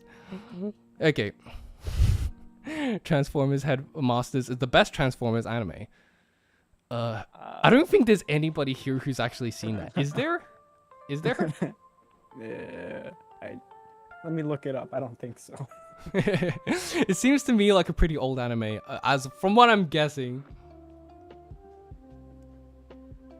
What's a Transformer? Transformers! You know, 1987. 98. Yeah, well, that makes sense. I don't think anyone here has actually watched it. Sorry, M3 Lee Grant. I wasn't even alive. Yeah, neither was I. Okay, subscribe to My Brandon. dad was barely alive. Okay, Najisla says, subscribe to Brandon or all your anime tastes suck. And everyone just responded with a bald eagle for some reason. No, it's the other way around. Subscribe to Brandon and then they all will suck. That's No, how it is. I agree with this take. Subscribe to Brandon or your tastes suck. But thankfully, I'm pretty sure like everyone who joins my live streams are subscribed to me anyway, so I don't think there's a problem with that. That essentially means he's saying that you all have good taste. Like, No. you guys should be taking that as a compliment. Seriously, guys. Take a compliment when you see it. Subscribe to Brandon if you're American. Okay. What is this? We debate the hey man, FME better. Okay, what is this? Okay. What? And last one. Actually, we're up to the last take. Woo! We actually made it to the end. Last take is we need a season 2 of Toradora. No. No. Yeah, I kind of agree. It would be nice good. if we got an OVA or something. Maybe like an episode. That would be nice, but I don't want a full season 2. I felt like it already told the story it needed to tell, and it would just be nice to see another OVA where they're just, you know, being cute and stuff. When like where it just shows them being a couple and all that. I'd like that. That'd be cool. That's all. Honestly, that's all I really need. There actually wasn't OVA, but it took place during the series. It didn't happen after, it was stupid. So it's not really the same thing. Yeah, that last shot was pretty cute though. But like, yeah, I want an OVA where they actually get to be a couple. Not Minori. No, she sucks. Yeah. Wait, what, bro? What? Nah, bro, no. Shut up. Mommy, she's the better one. What? Did you just say mommy? Ami. Okay, sorry. I thought you went back to Rental Girlfriend out of nowhere. Ultimate Dimension where Ryuji gets with Minori. Okay, I don't want Ryuji to get together with Minori at all. Like that, she's like Ryuji and Taiga. Weird. I don't like Ryuji and Taiga belong together, but I still think Minori's best girl. I don't. No. She is best girl. Like she is so fun, bro. How do you not like her? Worst girl. No. She is so fun. Come on. She's annoying. She has so much depth to her. Like that's no, like. she doesn't. Yes, she does. How did you not watch the show? Come on. She refuses. The entire thing is a facade. It's kind of similar to Okabe, bro. How do you? I don't get it. I don't get how you like Okabe, but you don't like Minori. They're essentially very similar characters, fundamentally. No. Yes, they are. They literally are. Okay, I dropped Toradora in the beach episode. There was a... Oh, yeah. It was technically a beach episode. There was the beach episode. There was? Yeah, remember? They all went to Ami's like house and stuff, and like... Oh. That was technically a beach episode. I do remember But that. like, you don't really think of it that way. Ami's the best. I really didn't like when Minori slapped Ryuji after the end of the anime, but otherwise she's best girl. I feel like a lot of people slapped Ryuji. So she's not really. Ami. Come on, there we go. Yeah, Ami's good, but Minori's better. She's not good. She's the best. She's good. She's a well-written character, and I understand the appeal. But I personally like Minori better. She's just fun. Well, you're just stupid. She's fun, bro. She's just fun. Come on. Well, anyways, we made it to the end of the thing. We can just continue talking if you want, or how long have we been going on for? Almost 3 hours now. Yeah, but that slap was very personal for absolutely no reason. Yes, I agree. Ami would have won if Taiga wasn't the main girl. Really? Nah, not not Yes. that. Come on, bro. You can like Ami as much as you like. That's just an objectively wrong thing. She had the least amount of interactions out of like all the girls. She was the best with Ryuji. Yeah, you can like her, but that doesn't mean that she'd be the most likely to get with him if Taiga wasn't there. Like, you gotta admit, at the very least, that Minori was the one that Ryuji liked. And like, Minori liked him back. And if Taiga wasn't there, Minori wouldn't have any reason to hold back. So what you're saying just doesn't make any sense. She's scared. Stop with the waifu wars. This isn't waifu wars. This is story discussion wars. We're talking about in a hypothetical situation. Aggressive is good. Yes, agreed. Aggressive. Minori is annoying. She was never serious at all. Yes, anytime you try to have a serious conversation with her, she changed the subject. What are you it's talking? Annoying. Well, yeah, she changed the subject, but not in a goofy way. She refused. Yeah, she. Okay, yeah, actually, no. Sorry. Yeah, but that was a part of her character. That was an important thing. And it was bad. No, it wasn't bad. Yes, it was. No. So did Taiga. She literally did the same thing. Like. No, she did it. They talked serious. She refused to talk about her own problems as well. That's what pretty much every character in Toradora was. That's not exclusive to Minori. She didn't refuse to have one. What are you talking about? So did everybody else. A lot of characters did. Ami didn't. Yes, they did. No, everyone in Toradora has that problem. Not Ami. No. She always spoke it like it was. Actually, yeah, that's true. Ami did actually. Okay, Ami did kind of like say things as they were, and and she was just kind of forced to watch from the sidelines, which is very tragic, and that was a very good part of her character. But like, I don't necessarily consider the characters like not talking about it either a bad thing, because that was an intentional choice by their part. It wasn't, because like, if they were the type of people who just straight up talk about their problems, then they wouldn't have gotten into that situation in the first place. That's a big part of their personalities. That's a big part of the conflict. There's a difference. There's a difference between not talking about your problems and when someone's trying to have a serious conversation with you, not having it. That's different. She was intentionally avoiding it, and that was an important part of it. Exactly, and I'm saying that's bad, and I didn't like that. I'd agree. I argue that wasn't a bad thing. I argue it was. Why?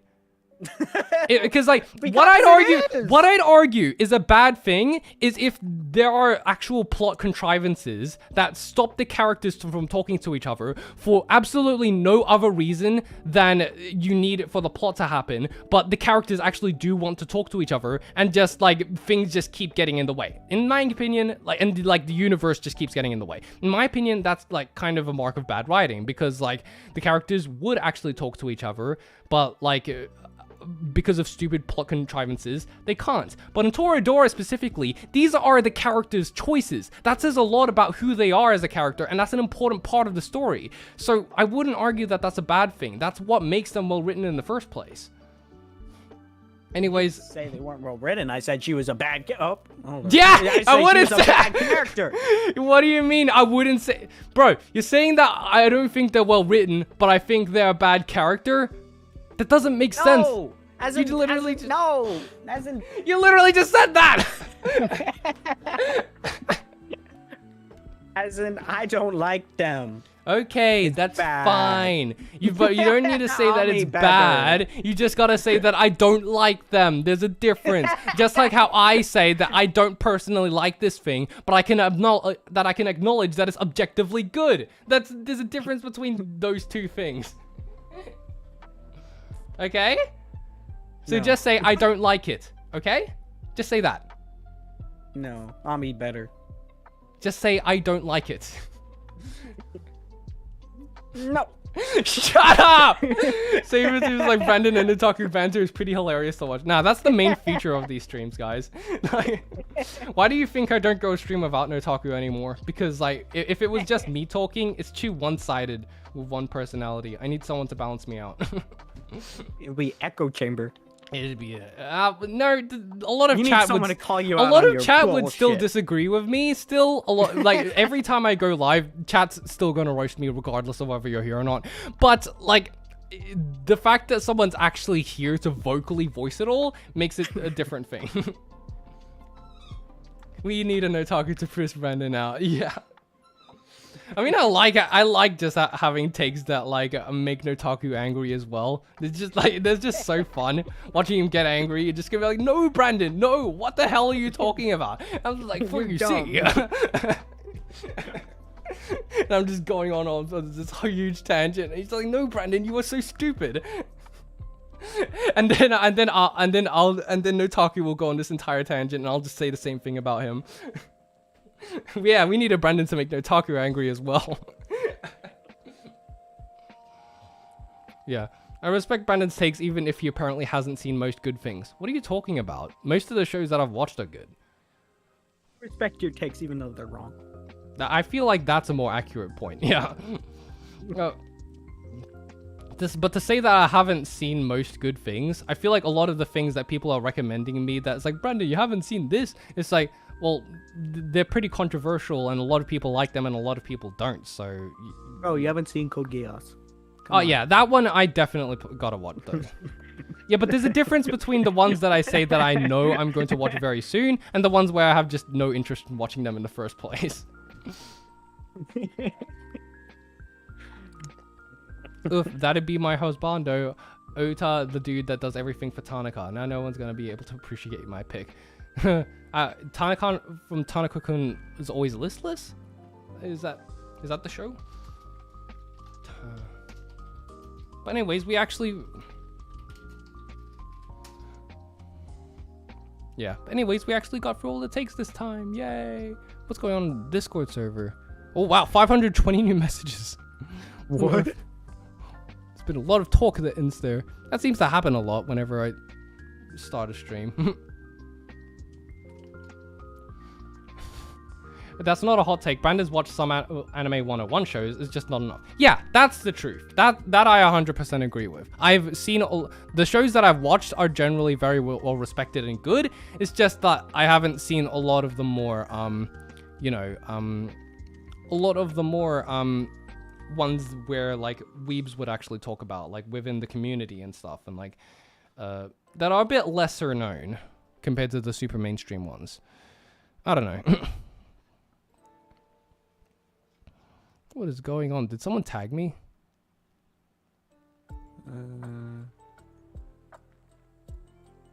I'm not seeing anything interesting. Bruh. Wait, what is going on? Is everyone roasting me in the Discord server, or what's going on? No, they don't care about They us. don't care about me. They're doing their own thing. Yeah. Eminence in the Shadow was good. Eminence of the Shadow. I've heard good things about that. Yes, it was but it's good. an isekai, so I'm not gonna watch it. Don't worry, Brandon. I'll keep watching even if you get bullied. I appreciate it. But isn't that part of the reason? Like, people like bullying me. That's why they join. Well, maybe if you didn't have such bad opinions, we wouldn't bully you. How many of my opinions were that terrible? Like 80%. out of how 80%, I'd say it's the At opposite. least. I'd say 20% of them were like disagreeable ones, and most of them were you just forgot about. What? No. Yeah, we went through so many takes, and you went, yeah, I agree. And it was only on a couple that we disagreed, but those took up the majority of your headspace. So they just... Well, it's because the ones that you dislike or you disagree with are so bad that it's 80%. Most of those don't even have to do with objective story reasons. Like, aside from the ReZero one, it's just waifu discussions. Well, yeah. Literally! So why is it... This is supposed to be... matters. No, it's not what matters. What do you mean? It is what matters. It's not That's what what's matters. important. This is supposed to be an anime hot take stream, not a waifu tier list stream. That's for next time. We can talk about it all as much as we want then, but not now. This is the anime hot take stream. Anyways, do you want to just continue talking? I don't particularly feel like that's stopping. not what's important. That's not what's important. Who cares about story? Who cares about story? Next time I actually want to create a... How would you do, like, create a Google Forms thing? Because what I want to do next time is have this entire setup where we have the Google form in the bottom description, and then every time and then people just submit their takes there, and then we just get a bot to randomize and randomly choose a take, so we don't know which one's going to be next, and we just talk about that and keep moving on. And that way we don't have to go through all of the takes. We can just, it's just kind of a 50-50 chance kind of thing. It's like, oh, you might have a chance of getting a take selected, but like, even if you don't, you can always submit again next time, or something like that. Yeah, what is this weird medieval thing? I don't understand this. Wait, someone's trying to communicate with us. Hmm? What do you mean? I saw someone put some emojis on the thing like they were trying to communicate with us, but they got rid of it. What? On chat? The reaction, yeah. No, the Discord chat. Do it again, person. Whoever it is, do it again. Do what? You close the image, Brandon. I can't see. Where? There we go. See? Someone's trying to talk to us. Where? The reactions. What? Hi. Where it says subscribe. See? Is that Someone's it? trying to talk to us. God, Yeah. bro, are you kidding me? That's what all this was about. Yeah, Oh my God. someone tried to talk to us. Someone's trying to talk. I don't know how long ago they put that there. That could have been there for weeks. No, they just put it there. I saw it. Ah, okay. That's yeah, okay. That's a bit more notable. I just assumed that was there. It disappeared. See? Spicy hot takes. I feel like the majority of these hot takes weren't that hot. They were just, this is a take. Most of the bad ones were yours. Really? How bad was my takes, chat? Come on. Out of all the takes that I had during the Make a stream, poll. how many of them a were poll. bad? Okay, how do you make a poll? They will lukewarm at best. God. I'd say most of my takes are pretty understandable. Yeah, exactly. I mean, I understand having a few takes in there that were controversial, but like the majority of them were just like the common opinion. So Sabertooth just, yeah. They were just bad. Okay, let's start a poll. I actually kind of want to do a poll. I've never done one before, but okay, I feel like this is going to be a losing battle since I already know who's going to win. But who had the best takes this stream? Brandon, Nataku. They both sucked. So don't do that because they're all just gonna vote for that. Ask your community. Let's go. They're all just gonna vote for that to mess with us. God damn it, man. Brandon, your takes aren't bad. We just roast you because you're the main character of this channel and not Yes and Nataku. That makes sense. That makes sense. God damn it, they're all. I told you. Oh no! I told you. Hey, wait! It's not. You're still in the lead. You're in the lead now. Oh. Oh, now it's. Oh wow! Now it's me again. This is actually pretty neck and neck. This is actually closer than I thought. See, 27% could have gone to either of us, Brandon. Come on. I'm actually surprised how close I was to you. I expected mine to have like 10% votes, you to have more votes, and they both suck to have the most votes. You did have some good takes though. Yay, thank you. I'm not against some of your opinions. Nataku was weirdly chill this stream. Yeah, Nataku actually had some surprisingly like not bad takes. Usually you have like the weirdest, like dumbest takes. Like, bro, what the hell are you talking about? But this time it was actually fairly understandable. It was just like, oh yeah, that makes sense. You know, that actually makes sense. But like before, it was just like, bro, what the hell are you saying? But this take you've learned, Nataku. You've gotten better at communicating your opinion. I didn't think I changed. I mean, you've gotten better at communicating your opinion in an understandable way, I'd say. Yeah. I think it's just because we didn't talk much about waifus. That's probably why. The thing about waifus is that it completely depends on your personal preference. Like, come on, let's be honest. Nobody actually likes their waifu. Like, a lot of it has less to do with how well written they are and has more to do with whether they're just your type or not. Like, come on, let's just be honest, guys. Well, yours is just wrong. You're just objectively wrong. No, it has to do with your personal preference, literally. No, you're just objectively wrong. Literally, there's no debate there's about literally no objective way to prove you are whether objectively wrong. There are literally no objective ways to prove whether a waifu is better or not. There are objective ways to prove whether they're a better character or not, but the waifu wars are completely based in personal opinion. That's why people argue about it so much. No, you're just objectively wrong. Whatever, Nataku. I'm not even gonna keep entertaining that. Oh, don't ask him about Rent a Girlfriend. Jesus Christ. You gotta make me explode. You're gonna make him explode. It's my trigger word. Even I watched Nichijou many years back, and recently we watched it.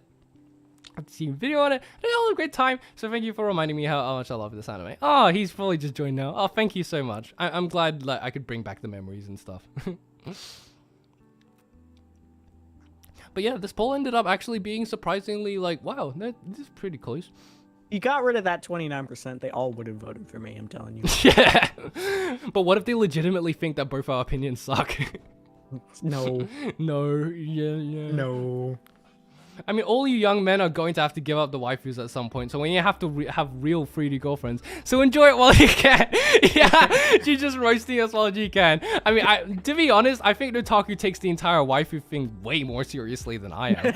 For me, I'm just like, yeah, I like this character. I think they're cool. And Nataku's just like, I will simp and I will step on me. Just everything. No, I'm just saying, That was a pretty good me impression.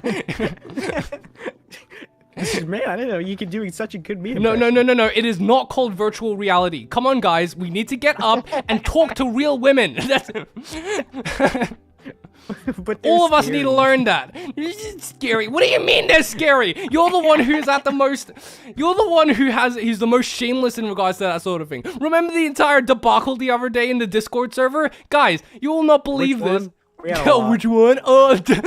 You will not believe this. There was this guy on the Discord server who was basically waiting at a train station, and he said there was this girl in a suit standing next to him and stuff. She was tall, and Nataku was practically begging him. It's like, please give me her number. I have to talk to her. And it was just like, no, dude, that's weird. What am I supposed to do? Go up to her and say, again, and then yeah. But then Nataku said, no. It's like Nataku said, it's like, no, give me her number. Wait, give her my number, so it's less weird, and she can choose whether to call me back or not. And so I went, and it's like, yeah, that's not as bad, but like everyone was still begging Nataku to stop because it was just, he was so down bad, and to the point where it was, and then I think it was 2 o'clock in the morning for you, wasn't it? Probably. It was. And then he straight up was like, give me her number. And he straight up posted his real phone number in general chat in a public Discord server. How stupid can you get? Oh my god, bro. He just straight up posted his phone number for everyone to see. And he was so, and it was like, Nataku, are you an idiot? And we deleted it, obviously. Come on, bro. I was committed. It was committed. You were stupid. That's what you were. Come on, bro. Even you've got to admit that. You gotta admit it was funny, though. It was funny, but it was also stupid. Son, you can't be posting a phone number online. I take back what I said about Nataku. Yeah, a little too. Wait, what do you mean? You're the opposite of committed, bro. You'll go for one girl and then jump for another one if you like her better. Don't deny that. You watch Harem anime. You go, I like this character, but I also like this one too. I can't choose. That's you. That's you. Like straight up. If I ever actually got with one, I would never see another woman ever again. It's just, I'm not at that point, so I could look at however many I want. Doubt, but I'll take your word for it, sure. I'll probably say Nataku would probably, he'd probably be faithful. I mean, he'd probably still look at other options, but he probably still wouldn't do anything about it. He probably wouldn't act on it, but he'd still look around. I'd see you doing that. Prism asking, was she that pretty? That's the thing, we didn't know. It was completely based on a word description that he typed. We didn't see a picture or anything. He just went, I want her! And it was so dumb. He said she was tall and in a suit. What else? I know. Oh my god. It was, and then after that, he said, also, she's got a sister, an older sister. And he was like, oh my god, even better. And everyone's like, oh my god, Nataku, please stop. He's asking, I want to see. We don't know what, nobody knows what he looks like. She's long gone now. It's too late. But Jesus Christ. That was the stupidest story ever. She also had a mom too. Oh my god, bro. So as you can see, Nataku isn't exactly that ashamed about flirting with real life women. He's just bad at it. Yeah, pretty much. Just bad at it. I I mean, okay, I'll admit, I like women in suits too. That is based. I love, I want to see more women in suits actually in anime. Those are great. But like, seriously, Nataku, that was, my main problem wasn't the girl in the suit. My main problem was Nataku being stupid. Okay, Sometimes stupid is good. What can I say? I'm gonna end the poll now, and I won. Take that, Nataku. Those 26 people voted for me. Okay, well, what's 26 plus I mean, 26? 26%. Okay, assuming that they both assuming that people who would have voted they both sucked still would have voted for you, that's like just 52%. So that's like 1 vote over. I'll take that. That's pretty good. Then again, it's kind of unfair since this is my channel. But then again, Brandon just went with what I said. I appreciate that, Brandon. Yay. Thank you. As much as I like to bully you, it doesn't mean that I don't think you're a good friend. I just like I just disagree with a lot of your takes. You're a bad friend because you have bad opinions. Yeah, that's the funny thing. A lot of the people who I'm friends with have like very different opinions than I do, and a lot of the people who I'm not friends with, who I only just like sometimes see, are the ones who agree with me 100%. So I don't know. At the end of the day, I don't really think, yeah, as Medley says, I liked both your takes. They were very fun. I don't think it's really about the takes or who's right or wrong at the end of the day. It's just fun discussion at the end of the day. No, it's because it's a discussion at the end of the day. And stop saying you're right because you're the one who likes harem anime and isekai and incest. And I'm just like, bruh, are you kidding me? And he's like, what's wrong with that? Okay, sure. Why are you hating my likes? What's wrong with you, Brandon? It's not very nice of you. Okay, I think we've talked for a good amount now. That was fun. And we finally finished this. We finally went through all this. And yeah, we can stop the stream now. That was fun. He was tall, what can I say? Easier to step on me. Maybe the hot takes were the friends we went on. Brandon isn't even a degenerate, at least not when Nataku's here. I mean, yeah, Brandon's already admitted that he is a degenerate, but to a minimum, unlike Nataku, who can't hold back. Yeah, you basically summed it up there. It's not like I'm like have no degeneracy in me at all. I just don't talk about it because unlike an otaku, I actually care about my reputation. But you know, that's already going. Reputation. Reputation. Who needs reputation? Anyway, it's not just that either. It's just like I'm still more interested in the writing than like the waifus and all that stuff. That's secondary to me. Lame. Lame. What a nerd. Even Tira admits that Brandon has common sense. Okay. Oh, so Brandon is secretly more degenerate than Nataku? No, I don't think that's physically possible. I don't think, like, even if I was to go on full degenerate mode and just, like, have no filter whatsoever, Nataku would still be more of a degenerate than I am. And he does, and he's like, and this is how, and this is how he is, like, all the time. He's not even, like, imagine how he'd be when he's drunk.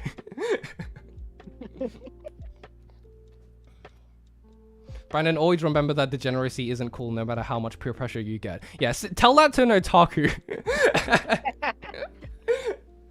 I'm living my true self, okay? Okay, thank you guys so much for joining. See you, Laura. You all have a wonderful day and night. See you tomorrow, hopefully, for the husbandos. And next stream is the drinking stream. No, next stream is the tier list stream, the waifu tier list, and the husbando tier list. Yeah, if this is him normally, imagine Nataku in full degenerate mode. Oh, you're gonna see that tomorrow. Oh god. You're gonna see that Nataku's way too far gone. You're absolutely right. Okay, thank you guys so much for joining, and I'll see you guys next time. Goodbye. Bye-bye. Bye. Ghislaine is better. Shut up!